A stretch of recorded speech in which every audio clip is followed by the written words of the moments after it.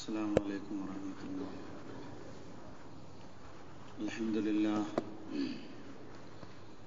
لله كفى والسلام على عباده الذين اصطفى أما بعد. أعوذ بالله من الشيطان الرجيم. بسم الله الرحمن الرحيم. يوم يقوم الروح والملائكة صفا لا يتكلمون إلا من أذن له الرحمن وقال صوابا. ذلك اليوم الحق فمن شاء اتخذ إلى ربه مآبا. إنا أنذرناكم عذابا قريبا. يوم ينظر المرء ما قدمت يداه ويقول الكافر يا ليتني كنت ترابا. صدق الله مولانا العلي العظيم. പ്രിയമുള്ള സഹോദരങ്ങളെ, രക്ഷകർത്താക്കളെ, അനുഗ്രഹീതമായ റമളാൻ ശരീഫിന്റെ 26-ാം രാവ്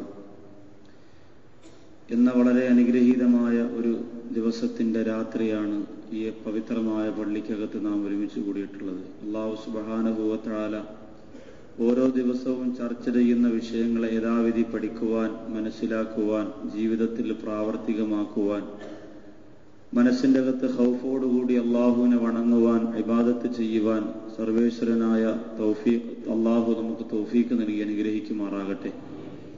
ഇത്രയും ദിവസം എഴുത്തിക്കാഫിന് വേണ്ടി അള്ളാഹുവിന്റെ പള്ളിയിൽ ഒരുമിച്ച് കൂടിയ നമുക്ക് യഥാർത്ഥ എഴുത്തിക്കാഫിന്റെ ദിവസവും പൂർണ്ണമായും അള്ളാഹുവിന് വേണ്ടി സമയം ചിലവഴിക്കാൻ അള്ളാഹു നമുക്ക് തൗഫീഖ് തരുമാറാകട്ടെ. ശാരീരികമായി, മാനസികമായി, സാമ്പത്തികമായി നാം അനുഭവിച്ചു കൊണ്ടിരിക്കുന്ന എല്ലാ പ്രയാസങ്ങളും, പ്രതിസന്ധികളും, ബുദ്ധിമുട്ടുകളും ഈ രാത്രിയുടെ ബറക്കത്ത് കൊണ്ട് അള്ളാഹു നമ്മിൽ നിന്ന് മാറ്റി തരുമാറാകട്ടെ. പ്രിയമുള്ള സഹോദരങ്ങളെ, വിശുദ്ധമായ റമളാൻ മാസത്തിന്റെ ഈ സുന്ദരമായ രാത്രിയിൽ വളരെ ചുരുക്കം ചില ദിവസങ്ങൾ മാത്രമാണ് ഇനി നമുക്കുള്ളത്. കഴിഞ്ഞ ദിവസങ്ങളിലെല്ലാം ഒരു മനുഷ്യന്റെ മരണം, ആ മരണവുമായി ബന്ധപ്പെട്ടവൻ അഭിമുഖീകരിക്കേണ്ടി വരുന്ന ഭയാനകരമായ രംഗങ്ങൾ വളരെ സരളമായ ശൈലിയിലാണെങ്കിൽ പോലും ഭയപ്പെടുത്തുന്ന ഖുർആൻ ആയത്തുകളും ഹദീസിന്റെ വചനങ്ങളും അതിലുപരി ചരിത്ര സംഭവങ്ങളും ഒക്കെ നാം കണ്ണോടിച്ച് കടന്നുപോയി. അൽഹംദുലില്ലാഹ്, ഖബറിന്റെ ഭയാനകരമായ അവസ്ഥയെക്കുറിച്ച് നാം ചർച്ച ചെയ്തു. അതിൽ നിന്ന് രക്ഷപ്പെടാൻ വേണ്ടി ബഹുമാനപ്പെട്ട സഹൽ റളിയല്ലാഹു അൻഹു പറഞ്ഞു തന്ന വളരെ പ്രധാനപ്പെട്ട 4 കാര്യങ്ങൾ സവിസ്തരം പ്രതിപാദിക്കുകയും പഠിക്കുകയും മനസ്സിലാക്കുകയും അത് ജീവിതത്തിൽ പ്രാവർത്തികമാക്കുവാൻ നിയ്യത്ത് ചെയ്യുകയും ചെയ്താണ് നാം ഇന്നലെ പിരിഞ്ഞത്. ഇന്ന് നമുക്ക് ഖബറിൽ നിന്ന് മനുഷ്യരെ ഉയർത്തെഴുന്നേൽപ്പിച്ചു കൊണ്ടുവരുന്ന ആ രംഗത്തിന്റെ ഭയാനകരമായ അവസ്ഥയെക്കുറിച്ച് വേണം സംസാരിക്കുവാൻ. അല്ലാഹു സുബ്ഹാനഹു വ തആല പരലോകത്ത് ഏറ്റവും അധികം വിജയിക്കുന്നവരുടെ കൂട്ടത്തിൽ നമ്മെ അല്ലാഹു ഉൾപ്പെടുത്തുമാറാകട്ടെ. പരലോകത്ത് അല്ലാഹു സുബ്ഹാനഹു വ തആല മണൽത്തരികളെ പോലെ, കുഞ്ഞു ഉറുമ്പുകളെ പോലെ ഒരു വിഭാഗത്തെ, അംസാലി ദർ, അള്ളാഹുവിന്റെ റസൂല് പറഞ്ഞത് അങ്ങനെയാണ്. കുഞ്ഞു ഉറുമ്പുകളെ പോലെ ഒരു വിഭാഗം മനുഷ്യരെ അള്ളാഹു പരലോകത്ത് ഒരുമിച്ച് കൂട്ടുമെന്നും സഹാബികൾ ചോദിച്ചു, അവരാരാണ്? കുഞ്ഞുറുമ്പുകളെ പോലെ പരലോകത്ത് കുറച്ച് ആൾക്കാർ. അവരെ കണ്ടാൽ മനുഷ്യരൂപമാണ്, മനുഷ്യന്റെ തല, കൈകാല്, അവയവങ്ങളെല്ലാം ഉണ്ട്. പക്ഷേ കുഞ്ഞു ഉറുമ്പിന്റെ അത്ര ഉണ്ടാവുള്ളൂ.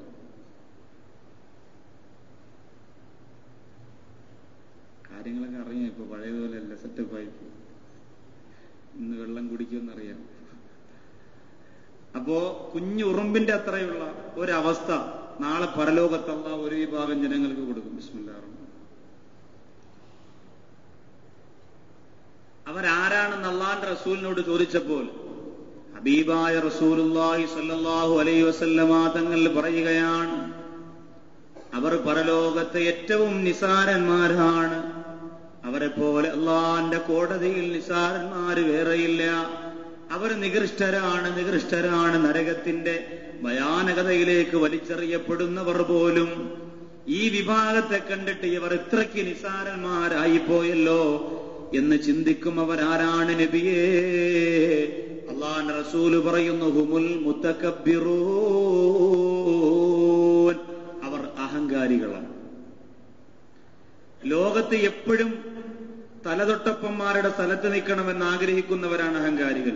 ആ അഹങ്കാരികൾക്ക് പരലോകത്ത് അല്ലാഹു കൊടുക്കുന്ന സ്ഥാനം എന്താ? എല്ലാവരും ചവിട്ടി നശിപ്പിച്ച് കളയുന്ന രീതിയിലുള്ള കുഞ്ഞുറുമ്പുകളുടെ അവസ്ഥ അല്ലാഹു കൊടുക്കും. എന്നാൽ മനുഷ്യരുടെ എല്ലാ വേദനകളും, പരലോകത്ത് നിൽക്കുന്ന ധിക്കാരികളായ മനുഷ്യർക്ക് അനുഭവിക്കേണ്ടി വരുന്ന, സത്യനിഷേധികളായ മനുഷ്യർക്ക് അനുഭവിക്കേണ്ടി വരുന്ന എല്ലാ വേദനകളും ഇവനുണ്ടാകും. എങ്കിലും ഇവന് ഒരുപാട് ബുദ്ധിമുട്ട് അല്ലാഹു സുബ്ഹാനഹു വ തആല പരലോകത്ത് കൊടുക്കാൻ. ആ വിഭാഗത്തിലോട്ട് അല്ലാഹു നമ്മെ കാത്തുരക്ഷിക്കുമാറാകട്ടെ. ഇങ്ങനെ വളരെ വ്യത്യസ്തമായ ഒരുപാട് വിഭാഗങ്ങളെ പരലോകത്തിന്റെ അവസ്ഥാവിശേഷത്തെ കുറിച്ച് അല്ലാഹു പറയാണ്. അനുഗ്രഹീതമായ ഖുർആൻ സൂറത്ത് റഹ്മാൻ, ആ റഹ്മാൻ പരിശോധിക്കുമ്പോൾ അല്ലാഹു പറയുന്നു, കുല്ലു മൻ അലൈഹാ ഫാൻ വയബ്ഖാ വജ്ഹു റബ്ബിക ദുൽ ജലാലി വൽ ഇക്റാം ഫബിഅയ്യി ആലാഇ റബ്ബികുമാ തുകദ്ദിബാൻ. എല്ലാ മനുഷ്യരും മരണപ്പെട്ടു പോകുന്ന, ലോകത്ത് അല്ലാഹു പടച്ചിട്ടുള്ള എല്ലാ വസ്തുക്കളും ചതഞ്ഞരഞ്ഞുപോയി പൊടിപടലങ്ങളായി മാറിപ്പോകുന്ന ഒരവസ്ഥയാണ് അല്ലാഹു രണ്ടാമത് ഇസ്രാഫീൽ എന്ന മലക്ക് സൂറന്ന കാഹളത്തിൽ ഊതുമ്പോ സംഭവിക്കുന്നത്. കുല്ലുമൻ അലൈഹാ ഫാൻ, എല്ലാ മനുഷ്യർക്കും നാശമുണ്ടാകും. വയബ്ഖാ വജ്ഹു റബ്ബിക ദുൽ ജലാലി വൽ ഇക്റാം, അല്ലാഹു മാത്രം അവസാനം ഉണ്ടാകും. അള്ളാഹു മാത്രം അവസാനമുണ്ടാകും, ബാക്കി എല്ലാം തകരും. മലക്കുകളെ പോലും അള്ളാഹു സുബ്ഹാനഹു വ തആല ചലനമില്ലാത്തവരാക്കി മാറ്റുമെന്നാണ് പരലോകത്ത്. എന്നിട്ട് അല്ലാഹ് മാത്രമാണ്. അല്ലാഹ് മാത്രമായിട്ട് ലോകത്തുള്ള എല്ലാ ഖബറുകളിൽ നിന്ന് നമ്മുടെ മുൻഗാമികൾ, എത്രയോ വർഷങ്ങൾക്ക് മുമ്പ് മരണപ്പെട്ടു പോയവർ, നമ്മൾ മറന്നുപോയവർ, അവരെയെല്ലാം അല്ലാഹു സുബ്ഹാനഹു വ തആല ഉയർത്തെഴുന്നേൽപ്പിക്കപ്പെടുമത്രേ പരലോകത്തേക്ക്. എല്ലാ മനുഷ്യരെയും അല്ലാഹു ഉയർത്തെഴുന്നേൽപ്പിക്കും. ആദ്യമായി അല്ലാഹു സുബ്ഹാനഹു വ തആല ഖബറിൽ നിന്ന് വിളിച്ചുകൊണ്ടെത്തുന്ന ആരെന്നറിയാം? ആദ്യമായി പരലോകത്ത് അല്ലാഹു സുബ്ഹാനഹു വ തആല ആദ്യമായി പരലോകത്ത് ഉയർത്തെഴുന്നേൽപ്പിക്കപ്പെടാൻ ഖബറിൽ പോയിട്ട് ഇങ്ങനെ മുട്ടുന്നത്, വാതിൽ മുട്ടുന്നത് ആരുടെ ഖബറെന്നറിയാം? ആരുടെ ഖബറാണ്? റസൂലുള്ളാഹി സ്വല്ലല്ലാഹു അലൈഹി വസല്ലമ തങ്ങളുടെ ഖബറാണ്. മുഖറബുൽ അംലാഖ് മലക്ക് ജിബ്രീൽ അലൈഹിസ്സലാത്തു വസ്സലാം മദീനയുടെ സുന്ദരമായ റൗള, ആ റൗള കാണാൻ അല്ലാഹു നമുക്ക് തൗഫീഖ് തരട്ടെ.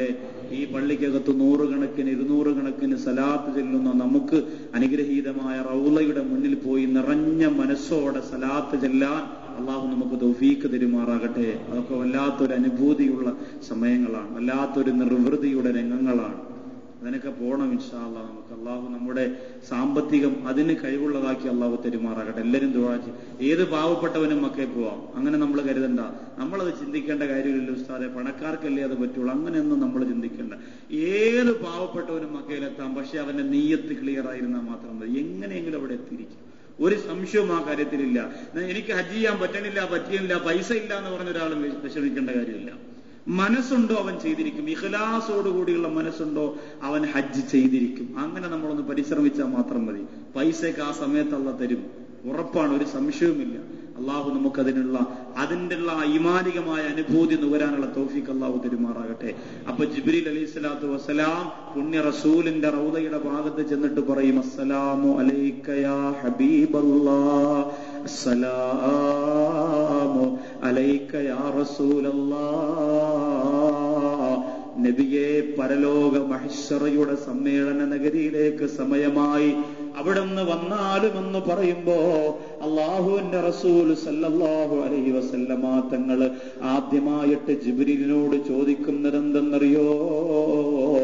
എന്റെ ഉമ്മത്തികളെ മുഴുവനും ഖബറിൽ നിന്ന് വിളിച്ചുണർത്തിയോ? എന്റെ ഉമ്മത്തികളെ മുഴുവനും ഖബറിൽ നിന്ന് വിളിച്ചുണർത്തിയോ?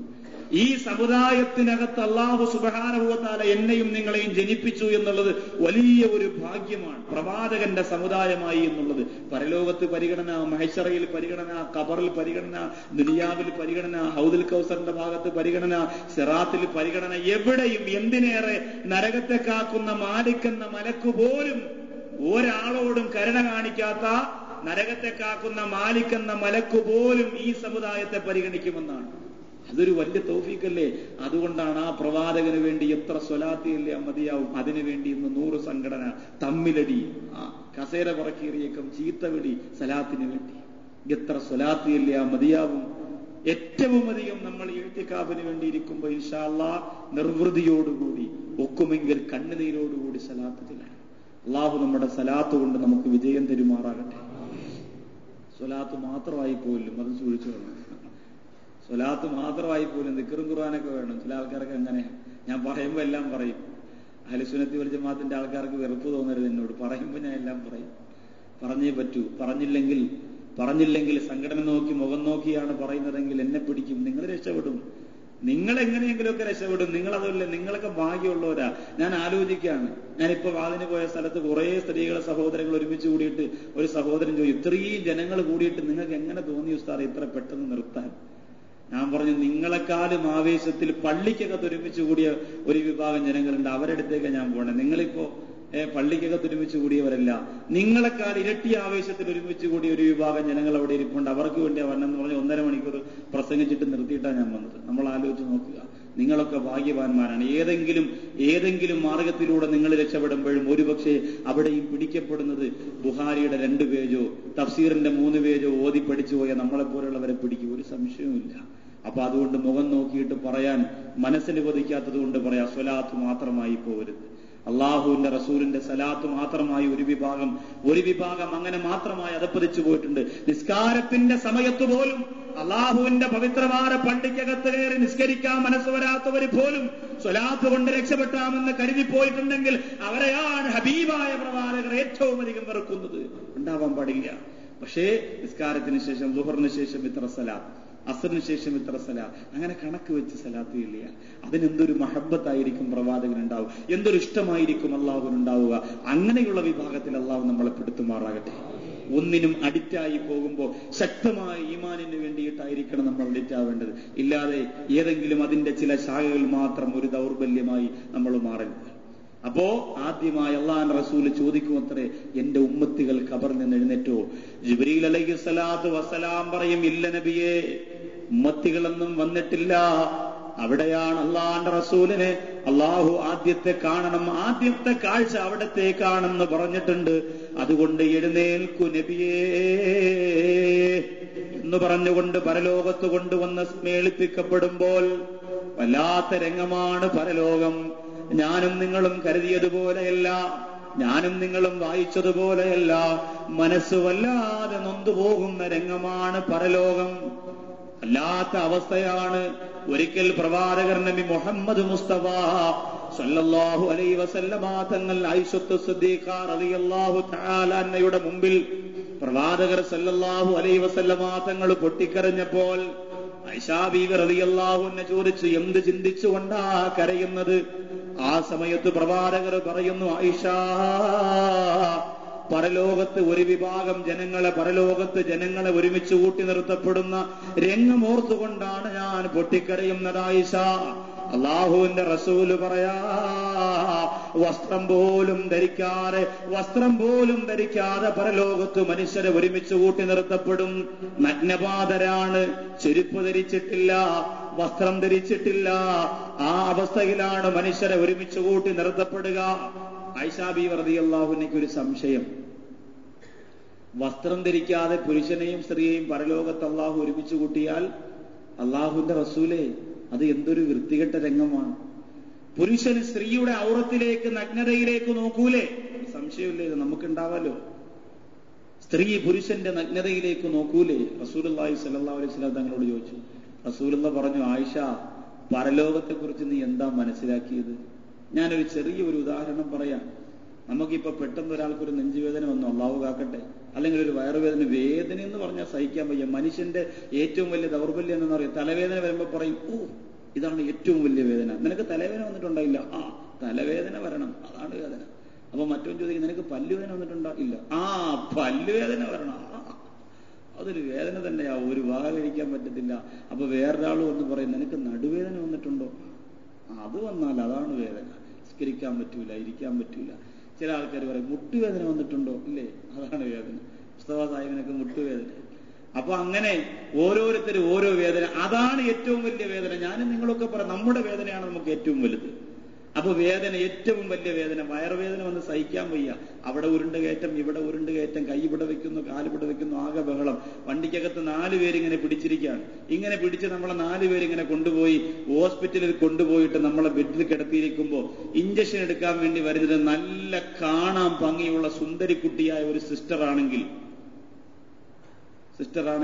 കൂടെ നിൽക്കുന്ന, പിടിച്ചുകൊണ്ട് നിൽക്കുന്നവരൊക്കെ ചിലപ്പോൾ സിസ്റ്റർ നോക്കും, ഈ വയറുവേദന എടുത്ത് വിളിക്കണോ ഈ പെണ്ണ് നോക്കിക്കൊണ്ടിരിക്കും. നിങ്ങൾ പറയണം, നോക്കൂ അല്ലാഹു അക്ബർ, നോക്കൂ. അങ്ങനെ നോക്കണമെങ്കിൽ നിങ്ങളൊരു വലിയ സംഭവം തന്നെയാണ്. നോക്കൂല, നോക്കാൻ തോന്നൂല. വേദന വരുമ്പോഴാണ് ആ രംഗം നമ്മൾ ചിന്തിക്കണം. വാഹനത്തിനകത്ത് വേദന എടുത്ത് പൊളയുന്നവൻ പോകുമ്പോ ഏതെങ്കിലും ഒരു കടയിൽ മെഡിക്കൽ സ്റ്റോറിൽ മരുന്ന് വാങ്ങാൻ ഇറങ്ങുമ്പോ ഇവൻ അതിനകത്തുനിന്ന് ഡോറിലൂടെ സിനിമാ പോസ്റ്റർ നോക്കൂല. ഇവന് സുഖങ്ങളെ കുറിച്ച് ചിന്തിക്കാനുള്ളത്, അവന് വേദന സഹിക്കാൻ വയ്യ.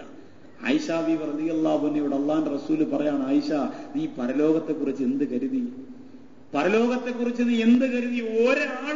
ഒരാളും മറ്റുള്ളവരെ നോക്കാനുള്ള ഒരു സുഖത്തിലും സന്തോഷത്തിലും അല്ല അവിടെ. ഖബറിൽ എഴുന്നേറ്റ് വരുമ്പോ തന്നെ ഹാദാ യൗമുൻ നദാമാ ഖാലൂ മൻ ബഅസനാ മിൻ മർഖദിനാ ഹാദാ. ആരാണ് നമ്മളെ വിളിച്ചുണർത്തിയത്? അത് ചോദിക്കുന്നത് വിശ്വാസികളാണ്. വിശ്വാസികൾ ചോദിക്കുന്നത്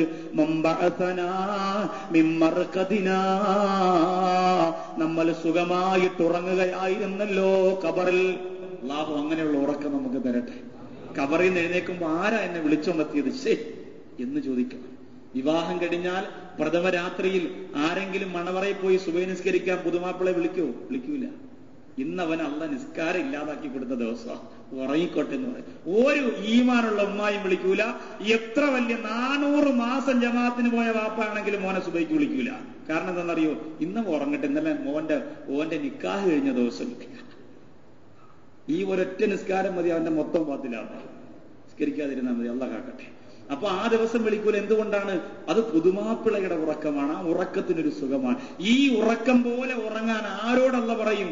ഉറക്കം മാറ്റിവെച്ച് പള്ളിയിൽ ഇത്തിക്കാഫിരുന്ന് കരഞ്ഞ, ഉറക്കം മാറ്റിവെച്ച് ലൈലത്തുൽ ഖദർ അല്ലാഹുവിനോട് ചോദിച്ച, ശരീരത്തിന്റെ സുഖവും സന്തോഷവും മാറ്റി അല്ലാഹുക്ക് വേണ്ടി ഇൽമു പഠിക്കാനും ഖുർആൻ ഓതാനും ദിക്ർ ചൊല്ലാനും ഓടി നടന്ന് കഷ്ടപ്പെട്ട പരിശ്രമിച്ച മനുഷ്യനെ കൊണ്ടുപോയി പള്ളിയിൽ അടക്കം ചെയ്യുമ്പോൾ നിസ്കരിച്ചതിന് വേണ്ടി ആരെയെല്ലാം വായിരിക്കുന്നത് അവൻ കേട്ടു.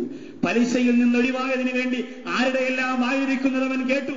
അതുപോലെ ഹറാമിയത്തിൽ നിന്ന് ഒഴിവായതിനു വേണ്ടി ആരെല്ലാം എന്തെല്ലാം പറഞ്ഞു, അതൊക്കെ അവൻ അനുഭവിച്ചു, സഹിച്ച് ക്ഷമിച്ച് ജീവിച്ചപ്പോ അള്ളാഹു അവന്റെ ഖബറിലേക്ക് മണക്കാട് വലിയ പള്ളിയുടെ അല്ലെങ്കിൽ വേറെ ഏതെങ്കിലും മസ്ജിദിന്റെ വള്ളക്കടവ് പള്ളിയുടെ ഖബർസ്ഥാനിൽ കൊണ്ടുപോയി ഖബറടക്കാൻ നേരത്ത് നമ്മളെല്ലാം മിൻഹാ ഖലഖ്നാകുമെന്ന് പറഞ്ഞു മണ്ണ് വാരിയിടുമ്പോ അള്ളാഹുവിന്റെ റഹ്മത്തിന്റെ മലക്കുകൾ ഖബറിന്റെ മുകളിൽ നിന്നുകൊണ്ട് അവർക്കൊരു ടാറ്റ പറഞ്ഞു കൊടുക്കാറുണ്ട്. നമ്മുടെ മക്കൾക്ക് മാത്രമല്ലേ ടാറ്റ പറയാൻ അറിയൂ, മലക്കുകൾക്കും അറിയാം. ഈ കിടക്കുന്ന മനുഷ്യരോട് പറയും അത്രേ. എങ്ങനെ പറയും? യുദ്ധത്തിന്റെ രണാങ്കണത്തിൽ അള്ളാഹുവിന്റെ റസൂൽ നാളെ മണവാളനാക്കാമെന്ന് പറഞ്ഞ സഅദ് റളിയല്ലാഹു അൻഹു, നീ മണവാളനാണ് സഅദേ. എത്ര വലിയ സുന്ദരനും കൊതിച്ചു പോകുന്ന സൗന്ദര്യ റാണിയായ സമ്പന്നരുടെ ഒരു പെൺകുട്ടിയെ നിനക്ക് തരാമെന്ന് പറഞ്ഞപ്പോ ആ സഅദ് റളിയല്ലാഹു അൻഹു ആ പെൺകുട്ടിയെ മറന്നുപോയത് എന്തിനു വേണ്ടിയാണ്? എന്റെ പ്രിയപ്പെട്ട ചെറുപ്പക്കാരാ? ഇന്ന് ഞാനും നിങ്ങളും നമ്മുടെ ഭാര്യമാര് വീട്ടിൽ കിടക്കുമ്പോ, നമ്മുടെ മക്കള് വാപ്പാറെ കെട്ടിപ്പിടിച്ച് കിടക്കാൻ കൊതിച്ചുകൊണ്ടിരിക്കുമ്പോ, വീട്ടിലുള്ള എയർ കണ്ടീഷൻ റൂമിന്റെ അകത്ത് സുഖലോലുവരാതെ കിടന്നുറങ്ങാനുള്ള ഞാനും നിങ്ങളും റമളാനിന്റെ 26-ാം രാവിലെ അട്ടക്കുളങ്ങര പഴയ കാലത്ത് പറയുന്ന ചോറ്റുപുര പള്ളിയുടെ ആ പള്ളിയുടെ അകത്തളത്ത് വന്നിരുന്നു കൊണ്ട് പരലോകത്തെ കുറിച്ച് കേട്ടുകൊണ്ടിരിക്കുമ്പോ, സുഖങ്ങൾ മാറ്റിവെച്ച മുസ്ലിമേ, സന്തോഷം മാറ്റിവെച്ച പ്രിയപ്പെട്ട സഹോദരങ്ങളെ, ആനന്ദം മാറ്റിവെച്ച എന്റെ പ്രിയപ്പെട്ടവരെ, സഅദ് റളിയല്ലാഹു അൻഹു പട്ടുമത്തയുടെ സുന്ദരിയാര മണവാട്ടിയെ മറന്നുപോയത് അള്ളാഹുവിന് വേണ്ടിയല്ലേ?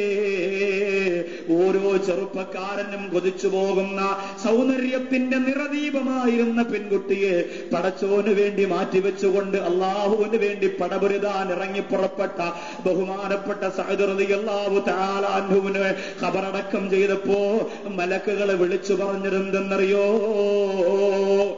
ഹല്ലലാ റളിയല്ലാഹു തആല അൻഹു നിക്കാഹ് കഴിഞ്ഞു മണവറക്കകത്ത് ഭാര്യയുമായി സംസാരിച്ചു കൊണ്ടിരുന്നപ്പോ അല്ലാഹുവിന്റെ റസൂൽ യുദ്ധത്തിനിറങ്ങി എന്നറിഞ്ഞപ്പോ, ഇല്ല, എനിക്ക് ഈ സന്തോഷം വേണ്ട, എനിക്ക് ഈ ആനന്ദം വേണ്ട, എന്റെ മുത്തുനബി എവിടെയാണോ ഈ രാത്രിയിൽ എനിക്ക് അവിടെ എത്തണമെന്ന് പറഞ്ഞിട്ട് വാളിന് മൂർച്ച കൂട്ടിയിട്ട് ഇറങ്ങി ഓടിപ്പോയ ഹല്ലലാ റളിയല്ലാഹു അൻഹു യുദ്ധത്തിന്റെ രണാങ്കണത്തിലേക്ക് തിരിക്കുമ്പോ പ്രിയപ്പെട്ട ഭാര്യ ചോദിച്ചു, എന്റെ പ്രിയപ്പെട്ടവരെ, ഈ വിവാഹത്തിന്റെ പ്രഥമ രാത്രിയെങ്കിലും ഒന്ന് ലീവ് എടുത്തുകൂടെ? പ്രവാചകന്റെ പ്രസ്ഥാനത്തിൽ നിന്ന്, പ്രവാചകന്റെ ചെയ്ത ബൈഅത്തിൽ നിന്ന്, പ്രവാചകന്റെ പിന്നിൽ അണിനിരക്കാമെന്ന് വാക്കുകൊടുത്തതിൽ നിന്ന് ഈ ഒരൊറ്റ രാത്രിയെങ്കിലും ലീവ് എടുത്തുകൂടെ എന്ന് ചോദിച്ചപ്പോ, എനിക്ക് ലീവ് എടുക്കേണ്ടതും എനിക്ക് വിശ്രമിക്കേണ്ടതും സന്തോഷിക്കേണ്ടതും എന്റെ ഖബറിലാന്ന് പറഞ്ഞിട്ട് ആ പ്രിയപ്പെട്ട ജമീലത്തെന്ന് പറയുന്ന ഭാര്യയോട് ഹല്ലലാ റളിയല്ലാഹു അൻഹു പറഞ്ഞു അത്രേ, എന്റെ പ്രിയപ്പെട്ട ജമീല, നിന്നോട് സംസാരിച്ച് കൊതി തീർന്നിട്ടില്ല,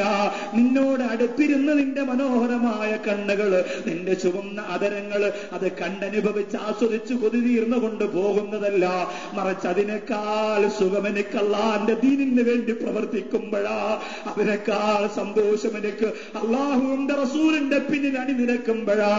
ഇൻഷാ അല്ലാഹ് എനിക്ക് ജീവിതം അല്ലാഹു തിരിച്ചു തന്നാൽ, ഈമാൻ അല്ലാഹു ഈമാനോടെ ജീവിക്കാനുള്ള എനിക്കൊരു കാലെങ്കിലും അല്ലാഹു തിരിച്ചു തന്നാൽ, ഇഴഞ്ഞിഴഞ്ഞാണെങ്കിലും തിരിച്ചു വരും പെണ്ണേ എന്ന് പറഞ്ഞിട്ട് മണവറയിൽ നിന്നിറങ്ങിപ്പോയ ഹല്ലലാ റളിയല്ലാഹു അൻഹു യുദ്ധത്തിന്റെ രണാങ്കണത്തിൽ ശരീരത്തിന്റെ ഓരോ ഭാഗങ്ങളും വെട്ടി വെട്ടി വെട്ടി വെട്ടി വാരി വലിച്ചെറിയപ്പെട്ടു പോരെങ്കിൽ ആ ഹല്ലലാ റളിയല്ലാഹു അൻഹു കിടന്നപ്പോ ഖബറിലേക്ക് മലക്കുകൾ വിളിച്ചു പറഞ്ഞതെന്തെന്നറിയോ? അബൂബക്കർ സിദ്ദീഖ് റളിയല്ലാഹു അൻഹു പ്രവാചകന്റെ ഖബറിന്റെ, പ്രവാചകൻ വഫാത്തായി കിടന്നുറങ്ങുന്ന ഖബറിന്റെ വലതുഭാഗത്ത് ഖബർ വെട്ടിയിട്ട് അടക്കം ചെയ്യപ്പെട്ടപ്പോ മലക്കുകൾ വിളിച്ചു പറഞ്ഞതെന്തെന്നറിയോ?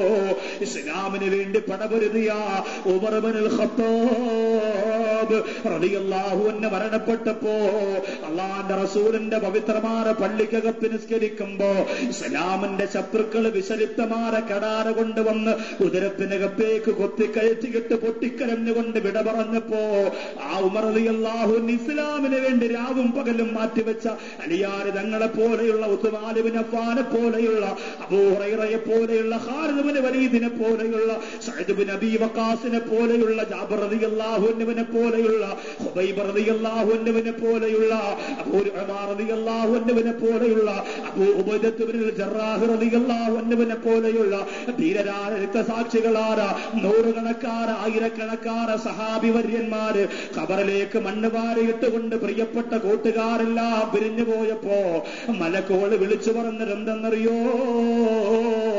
നമുക്ക് നൗമത്തിൽ അറൂസ്, നമുക്ക് നൗമത്തിൽ അറൂസ്.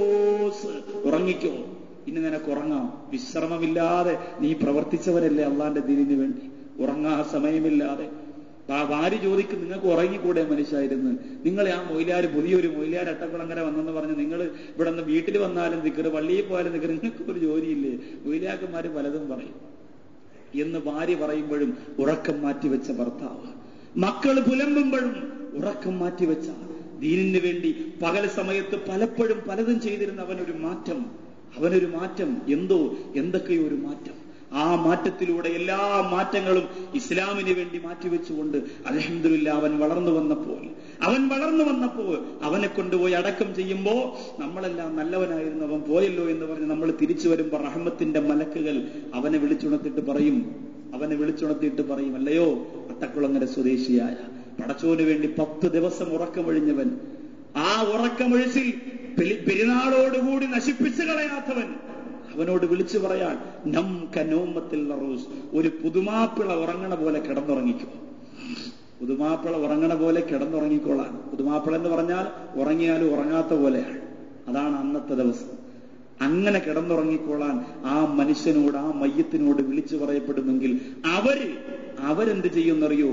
അവര് ഈ ഖബറിൽ നിന്ന് ഉയർത്തെഴുന്നേൽപ്പിക്കപ്പെടുമ്പോ ചോദിക്കുമത്രേ, അതാ ആരാ നല്ല ഉറക്കമായിരുന്നല്ലോ, ആരാ വിളിച്ചുണർത്തിയത്? സുഖമായിട്ട് കിടന്നുറങ്ങായിരുന്നു ഖബറിൽ, എത്ര വർഷമായി. അങ്ങനെ ഉറങ്ങണ എത്രയോ ആൾക്കാർ നമ്മുടെ പള്ളിയുടെ ഖബർസ്ഥാനിലുണ്ട്.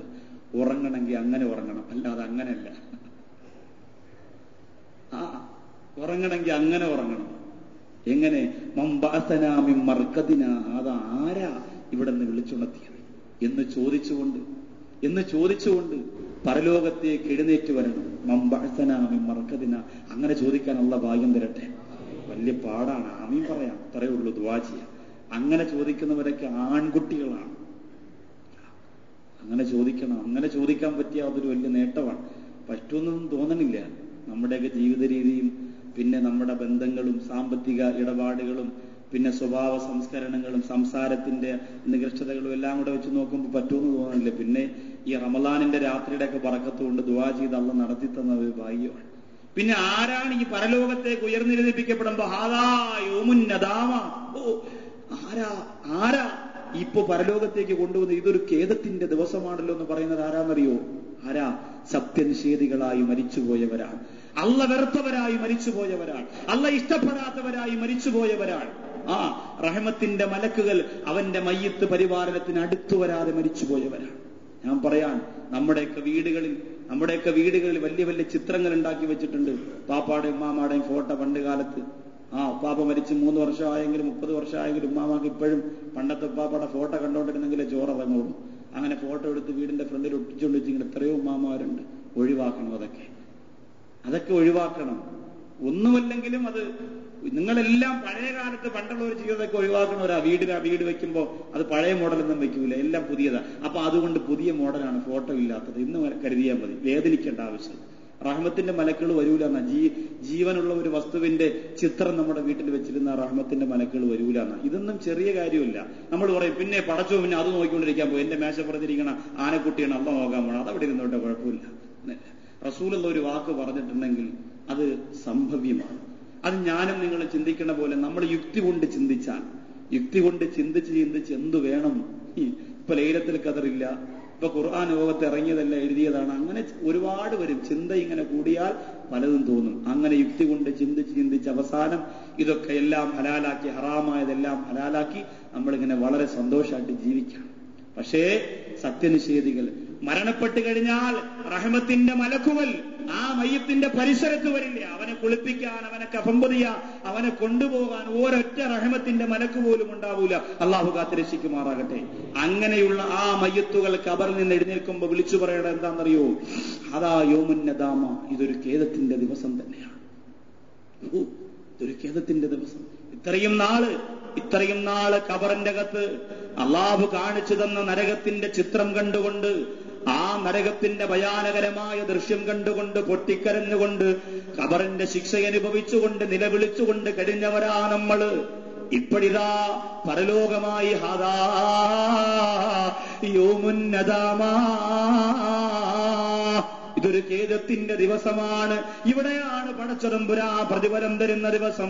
അനുഗ്രഹീത ഖുർആനിന്റെ സൂറത്തുൽ അംബിയാ, ഇഖ്തറബ ലിന്നാസി ഹിസാബുഹും വഹും ഫീ ഗഫലത്തിൻ മുഗ്രിളൂൻ. ഇഖ്തറബ എന്ന അറബി വേർഡ് ഏറ്റവും അടുത്തിരിക്കുന്നു എന്നാണ്. അതിനേക്കാളും അടുത്ത പിന്നൊന്നുമില്ല.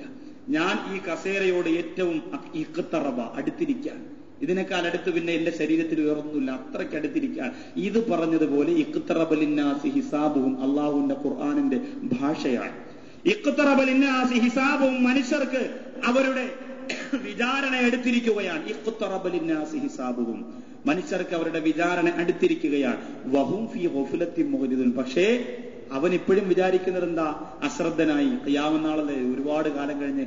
നമ്മൾ ആലോചിച്ച് നോക്കുക, നമ്മുടെ കടയുടെ കണക്ക് ക്ലിയർ അല്ലേ? ആണ്. നമ്മളൊരു കച്ചവട സ്ഥാപനത്തിൽ നിന്നാൽ അതിന്റെ കണക്ക് വളരെ ക്ലിയർ ആക്കി എഴുതി വെച്ചില്ലെങ്കിൽ അന്ന് തറാവീഹിന് പോലും വരൂല. എന്താ തറാവീഹിന് താമസിച്ചത്? ഇതിൽ കണക്കുണ്ടായിരുന്നു, അത് ക്ലിയർ ചെയ്തില്ല. എവിടെ പോയിരുന്നു? ഞാനിവിടെ ഇല്ലായിരുന്നു. 1-2 കേസിട്ട് ഒന്ന് ക്ലിയർ ചെയ്യാനുണ്ടായിരുന്നു. പള്ളി കണ്ടില്ല, 1-2 തിരക്കായിരുന്നു. കമ്പ്യൂട്ടറിന്റെ മുമ്പിലായിരുന്നു കണക്ക് കൂട്ടലും മറ്റു കാര്യങ്ങളൊക്കെ ആയിട്ട് വലിയ തിരക്കായിപ്പോയി. ആ കണക്ക് മനുഷ്യനെ ബോധ്യപ്പെടുത്താനുള്ള, ഇല്ലെങ്കിൽ നമ്മുടെ ബിസിനസിന്റെ നമ്മുടെ കണക്ക് ബോധ്യപ്പെടുത്താനുള്ള, നമ്മുടെ ശരീരത്തെ സ്വമനസ്സിനെ ബോധ്യപ്പെടുത്താനുള്ള ആ കണക്കിന് വേണ്ടി മനുഷ്യൻ എല്ലാം മാറ്റിവെക്കുമ്പോൾ പരലോകത്തെ കണക്ക് അവിടെ ശൂന്യമായി കിടക്കുകയാണ്. എല്ലാ കണക്കും പരലോകത്ത് വ്യക്തമാണ്. നീ പ്രായപൂർത്തിയായത് മുതൽ ഈ പള്ളിക്കകത്തിരിക്കുന്ന എന്റെ സഹോദരങ്ങളെ, പ്രായപൂർത്തിയായത് മുതൽ 14 വയസ്സാകട്ടെ 15 വയസ്സാകട്ടെ ആ സെക്കൻഡ് മുതൽ പിന്നെ നിനക്ക് അള്ളാഹു ജീവിക്കാൻ ഒരു സെക്കൻഡ് തന്നിട്ടുണ്ടോ, അതിന് നീ അള്ളാഹുവിനോട് കണക്ക് പറയേണ്ടി വരും. പറഞ്ഞേ പറ്റൂ. ഇല്ലെങ്കിൽ ആ കഴിഞ്ഞുപോയ ഗതകാല ജീവിതത്തിൽ ചെയ്തു പോയ പാതകങ്ങളെ ഓർത്തുകൊണ്ട് പൊട്ടിക്കരഞ്ഞുകൊണ്ട് ഈ പവിത്രമായ പള്ളിക്കകത്തിരുന്ന് ദുആ സ്വീകരിക്കപ്പെടുന്ന രാവുകളിൽ അള്ളാഹുവിനോട് കരഞ്ഞു പറയാനുള്ള മനസ്സ് നിനക്കുണ്ടാവണം. ഇല്ലാതെ പടച്ചോന്റെ മുമ്പിൽ ചെല്ലേണ്ട കണക്ക് ക്ലിയർ ആയിരിക്കണം. പരലോകത്തെ കണക്ക് അവിടെ ഇഖ്തറബ ലിന്നാസി ഹിസാബുഹും, മനുഷ്യന്റെ വിചാരണ, മനുഷ്യനോടുള്ള ചോദ്യം ചെയ്യൽ അടുത്തിരിക്കുകയാണ്. പക്ഷേ വഹും ഫീ ഗഫലത്തിൻ മുഅ്രിദൂൻ, മനുഷ്യൻ ദുനിയാവിന്റെ കണക്കിൽ അശ്രദ്ധപ്പെട്ട് കിടക്കാണ്. പരലോകം അവൻ മറന്നുപോയിരിക്കുകയാണ്. അള്ളാഹു കാത്തുരക്ഷിക്കുമാറാകട്ടെ. വ്യക്തമായ കണക്ക് നാം ചെയ്തു പോയതെല്ലാം മാലി ഹാദൽ കിതാബ് ലാ യുഗാദിറു സഗീറതൻ വലാ കബീറതൻ ഇല്ലാ ഹസാഹാ.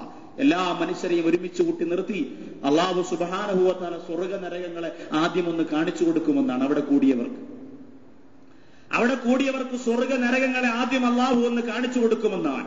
സ്വർഗം കാണുമ്പോ എല്ലാ മനുഷ്യരും പറയും വബിശ്റൂ ബിൽ ജന്നത്തില്ലതീ കുന്തും തുഅദൂ, നിങ്ങളോട് വാഗ്ദാനം ചെയ്യപ്പെട്ട സ്വർഗമില്ലേ, ആ സ്വർഗം ഇതാ കാണിക്കപ്പെടുകയാണ്, സന്തോഷിക്കുക എന്ന് പറഞ്ഞിട്ടോ വഇദാ റഅതുഹും മിൻ മകാനിൻ ബഈദ്, മുഴുവനും ഖുർആനാണ്.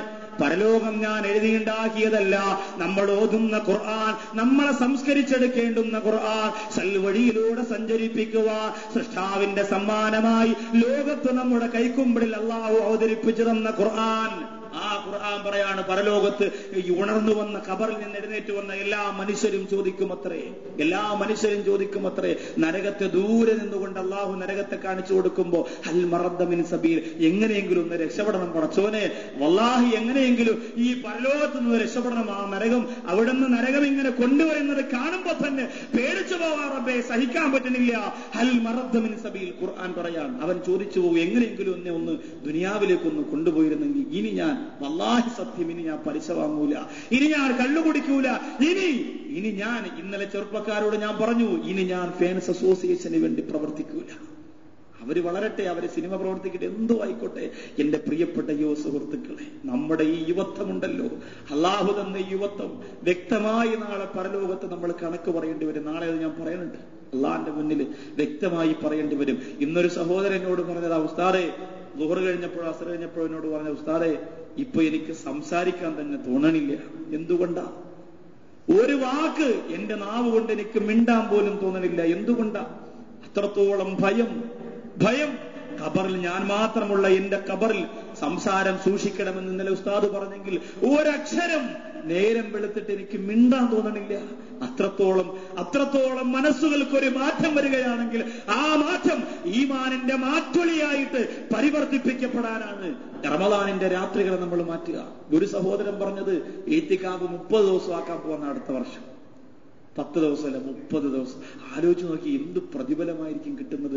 നല്ല നീയത്താണെങ്കിൽ. ഇല്ലെങ്കിൽ മട്ടൻ ബിരിയാണിക്ക് മാത്രമാണെങ്കിൽ പോലും നമ്മൾ ആലോചിച്ച് നോക്കി, നല്ല നീയത്താണെങ്കിൽ എന്ത് പ്രതിഫലവും. ഇത് കളിച്ച കാര്യമാണോ? നിസ്സാരമായ കാര്യമാണോ? അള്ളാഹുവിന്റെ പവിത്രമായ പള്ളിയിൽ സുജൂദ് ചെയ്യാനുള്ള സ്ഥലത്ത് ഞാനും നിങ്ങളും വന്നിരുന്ന് ഇൽമു പഠിക്കുകയാണ്. അത് നിസ്സാരമല്ല, അത് തമാശയല്ല. അപ്പൊ അതിന് പ്രതിഫലം അള്ളാഹ് തരികയാണെങ്കിൽ കാര്യമായിട്ട് തന്നെ ഉണ്ടാവും. പക്ഷെ അത് വാങ്ങാനുള്ള നല്ല ഉണർവും ഉന്മേഷവും നീയത്തും ഒക്കെ നമുക്ക് ഹൃദയത്തിൽ ഉണ്ടാവണം. എങ്കിലത് അള്ളാഹു തരും. അള്ളാഹു നമ്മുടെ നീയത്തിനെ നന്നാക്കി തരുമാറാകട്ടെ. നമ്മളാകെ നീയത്ത് നന്നായി ചെല്ലുന്നത് ഉസ്താദ് പറഞ്ഞ നവൈത്തു സോമവതിന് എന്നതായി മാത്രമാണ് എന്ന് പറഞ്ഞാൽ തറാവിയ തീർന്ന സന്തോഷം. അൽഹംദുലില്ലാഹ് ആദിഹി സനത്തിലില്ലാഹി തആല, എങ്ങനെയെങ്കിലും കബൂലായെന്ന് എഴുന്നേറ്റ് പോകണം. പക്ഷേ നമ്മുടെ ബാക്കി എല്ലാ നീയത്തും അതേപോലെ പരസ്യമായും രഹസ്യമായും കബൂലാകണം. എങ്കിൽ രക്ഷപ്പെടും. എങ്കിൽ ഞാനും നിങ്ങളും രക്ഷപ്പെടും. എന്റെ പ്രിയപ്പെട്ട യുവ സുഹൃത്തുക്കളോട് പ്രത്യേകിച്ച് എനിക്ക് പറയാനുള്ള കാരണം എന്തെന്നറിയോ? എന്തിന് ഞാൻ യുവാക്കളെ എന്ന് പറയാൻ? ഇന്ന് ഞാൻ വർക്കല പ്രസംഗിച്ച് തീരാറായി ദുആടെ സമയമായപ്പോ ഒരു വണ്ടിക്കകത്ത് ഇവിടെ നിന്നുണ്ട് ഒരു 7 ചെറുപ്പക്കാർ. ഇവിടത്തെ ചെറുപ്പക്കാർ ഇത്രയും ദിവസം ഇവിടുത്തെ പ്രസംഗം കേട്ട് ദുഹറിന് ശേഷമുള്ള നസീഹത്ത് ഇവിടുന്ന് ചെറുപ്പക്കാർ അവിടെ എത്തിയിരിക്കുകയാണ്. അവിടെ മൊത്തവും കറങ്ങി ഇനി വർക്കല പോകാനുള്ള സ്ഥലമില്ല പ്രസംഗമൊക്കെ. അവിടെ ഒന്നും പ്രസംഗമില്ല. ഞാൻ പ്രസംഗിച്ചുകൊണ്ട് നിന്ന് സ്റ്റേജിലെത്തിയപ്പോൾ ദുആടെ സമയമായി. അത്രത്തോളം കറങ്ങി നടന്നിട്ട് അവിടെ വന്നിരിക്കുകയാണ്. കാരണം എന്താ? വയസ്സായവരെ കൊണ്ട് പറ്റുമോ? വയസ്സായവർ ഇപ്പൊ തന്നെ പറയാം അമ്മക്ക് വേറെ വലിയൊന്നും ഇല്ലായിരുന്നു, ഇവിടെ നമ്മൾ തന്നെ സഹിക്കണം, അവിടെ മകറിയാം. പക്ഷെ ചെറുപ്പക്കാർക്ക് ആ ചിന്ത വന്നില്ലേ? ആ ചിന്ത അവരുടെ മനസ്സിനകത്ത് അല്ലാഹു കൊടുത്തെങ്കിൽ അവർക്ക് പ്രതിഫലവും കൂടുതലാണ്. അവർക്ക് പ്രതിഫലം കുറവല്ല, യുവാക്കൾക്കാണ് പ്രതിഫലം കൂടുതൽ. അതുകൊണ്ടാണ് അവരെ ആ സമയം, വലിയ കഷ്ടപ്പാടാണ് ആ സമയം ചിലവഴിക്കാൻ. എന്റെ മുമ്പിലിരിക്കുന്ന ഉപ്പമാരൊക്കെ അവരുടെ യുവത്വത്തെ കുറിച്ചൊന്ന് ചിന്തിച്ചു നോക്കി. ആ 50ഉം 60ഉം വയസ്സായ ആരെങ്കിലും പള്ളിക്കകത്തുണ്ടെങ്കിൽ അവരുടെ 18നെ കുറിച്ചും 28നെ കുറിച്ചൊക്കെ ഒന്ന് ചിന്തിച്ചു നോക്കി. ബഹുകേമമായിരിക്കും. അവർ പറയും അള്ളാഹു സാറേ പള്ളിക്കകത്തിരുന്ന് ചിന്തിക്കാൻ പറ്റണമെന്നല്ല. പലരും ചിലപ്പോൾ പറയും. കാരണം എന്താ? നമ്മൾ ആ ഒരു രീതിയിലേക്ക് നമ്മുടെ മനസ്സിനെ ഒന്ന് ചിന്തിച്ചു നോക്കണം. കിട്ടിയ സമയം, കിട്ടിയ അവസരം, ഇമാം ഗസാലി റഹിമഹുല്ലാ പറഞ്ഞത് അവസരം ഉപയോഗപ്പെടുത്താത്തവൻ പമ്പര വിട്ടി എന്നാണ്. അവസരം ഉപയോഗപ്പെടുത്താത്തവൻ വിഡ്ഢി എന്നാണ്. അവനെക്കാലം വലിയൊരു വിഡ്ഢിയില്ല. ഈ ഒരു അവസരം നമുക്ക് കിട്ടിയെങ്കിൽ അതിനെ നമ്മൾ ഉപയോഗപ്പെടുത്തണ്ടേ? എത്രയോ കടയിൽ പ്രവർത്തിക്കുന്നവരുണ്ട്. കോഴിക്കോട് ഭാഗത്തു നിന്നൊക്കെ വന്ന് തിരുവനന്തപുരം മറ്റേ ടെക്സ്റ്റൈൽസിലും മറ്റുമൊക്കെ ജോലി ചെയ്യുന്ന ഒരുപാട് സഹോദരങ്ങൾ ഇതിനകത്തുണ്ട്. അവര് പറയാൻ കിട്ടിയ ഒരു അവസരം നമ്മൾ ഉപയോഗപ്പെടുത്താണ് ഉസ്താദേ, കിട്ടിയ ഒരു അവസരം നമ്മൾ ഉപയോഗപ്പെടുത്താണ്. അതുകൊണ്ട് രാത്രി സമയം പകൽ മുഴുവനും നോമ്പുകാരായി കടയിൽ ജോലി ചെയ്യുമ്പോഴും രാത്രി സമയം ഒരു പോള കണ്ണടയ്ക്കാതെ വന്നിരുന്നുകൊണ്ട് അട്ടക്കുളങ്ങര പള്ളിക്കകത്ത് വന്നിരുന്നുകൊണ്ട് ദിക്റും ദുആയും സ്വലാത്തുമായി കൂടുന്നത് വല്ലാത്തൊരു അനുഭൂതിക്ക് വേണ്ടിയാണ്. ആ അവസരം ഉപയോഗപ്പെടുത്താതെ വീട്ടിൽ കിടന്നുറങ്ങാൻ എന്റെ മനസ്സനുവദിക്കുന്നില്ല. കടയുടെ ഷെഡിൽ കിടന്നുറങ്ങാൻ എന്റെ മനസ്സനുവദിക്കുന്നില്ല. അവസരം ഉപയോഗപ്പെടുത്തണം നമ്മൾ. അതുകൊണ്ട് അല്ലാഹു നമ്മുടെ യുവത്വം, നമ്മുടെ പ്രസരിപ്പിന്റെ, രക്തത്തിളപ്പിന്റെ, എന്തും തോന്നിയതുപോലെ ചെയ്യാൻ തോന്നുന്ന പ്രായത്തെ, അല്ലാഹു തോന്നിയതുപോലെ ശരീരത്തെ അഴിച്ചുവിടാൻ അല്ലാഹു നമുക്ക് തൗഫീഖ് തരുമാറാകട്ടെ. നാളെ പരലോകത്ത് അങ്ങനെ പടച്ചതമ്പുരാൻ ഒരുമിച്ച് കൂട്ടി നിർത്തപ്പെടുമ്പോ അല്ലാഹു നമ്മുടെ കിതാബ് നമ്മുടെ കയ്യിലേക്ക് തരും. അല്ലാഹു സ്വർഗനരകങ്ങളെ കാണിച്ചു കൊടുത്ത് മനുഷ്യനിങ്ങനെ സ്വർഗത്തിലേക്ക് ആഗ്രഹിക്കുകയും ആ നരകത്തിൽ നിന്ന് രക്ഷപ്പെടാൻ കൊതിക്കുകയും ചെയ്യുമ്പോൾ നമ്മുടെ കിതാബ് നമ്മുടെ കയ്യിൽ അല്ലാഹു തരാണ്. ആ കിതാബ് എന്ന് പറഞ്ഞാൽ നമ്മുടെ സിം കാർഡ് പോലെ വൈറസ് കയറുന്ന കിതാബല്ല, മെമ്മറി കാർഡ് പോലെ വൈറസ് കയറൂല. ബ്ലൂടൂത്ത് ഓണാക്കുമ്പോ അവന്റെ കിതാബിന് എന്റെ കിതാബിലോട്ട് കയറൂല. ഇന്ന് ചെറുപ്പക്കാർക്ക് പള്ളിക്കകത്ത് വന്നാൽ നിന്റെ ഓണാക്കിയാടാ, എന്റെ ഓണാക്കി ഇതങ്ങോട്ട് എല്ലാവരും ഇപ്പൊ ഓണ പെരുന്നാൾ കഴിഞ്ഞ ഓഫ് ആവുള്ളൂ. റമദാനിന് വേറെ ഒരു ജോലിയില്ല, കുറെ എണ്ണം ഉണ്ട് ഇങ്ങോട്ട് വരികയാണ്. പള്ളിക്കകത്ത് മലന്നങ്ങ് കിടക്കും, മലന്നടിച്ച്. അവിടെ കിടക്കുന്നവരെ കുറിച്ചല്ല പറയാം, ഇതിനകത്ത് കിടക്കുന്നവരെ കുറിച്ചാണ് പറയുന്നത്. നമ്മളെ ഈ പള്ളിയെ നമ്മൾ എന്തായിട്ടാ കാണണേ? നമ്മൾ ആലോചിച്ച് നോക്കി. മൊബൈൽ അങ്ങോട്ട് എടുത്തു വെച്ച് അള്ളാഹുവിന്റെ പള്ളിയാണ് എന്നാ നമുക്ക് ഈ സൗകര്യങ്ങളൊക്കെ വന്നിരുന്നാ നമ്മൾ ചിന്തിക്കണം. നമ്മൾ ഗെയിം കളിക്കാനും പരസ്പരം അങ്ങോട്ടും ഇങ്ങോട്ടും ഓണാക്കിയിട്ട് പാട്ടയക്കാനും അല്ല റമദാനിന്റെ സമയം ചിലവഴിക്കേണ്ടത്.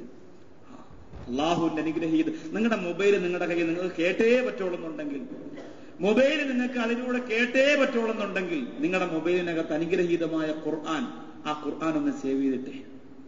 എന്നിട്ട് നിങ്ങൾ രാത്രി തറാവി കഴിഞ്ഞിട്ട് പോയി കിടന്നുറങ്ങുമ്പോൾ അത് കേട്ടേ പറ്റൂ. അത് കേട്ടില്ലെങ്കിൽ ഒരു സുഖമില്ല എന്ന് പറഞ്ഞ മൊബൈലിൽ ഇങ്ങനെ ഹെഡ്സെറ്റ് കൊടുത്ത് ചെവിയിൽ വെച്ചിട്ട് അനുഗ്രഹീതമായ ഖുർആൻ കേട്ടുകൊണ്ടൊന്ന് കിടന്നുറങ്ങി. എന്ത് രസമായിരിക്കും ആ രാത്രി, എന്ത് സുഖമായിരിക്കും ആ രാത്രി, എന്ത് അനുഭൂതിയായിരിക്കും ആ രാത്രി.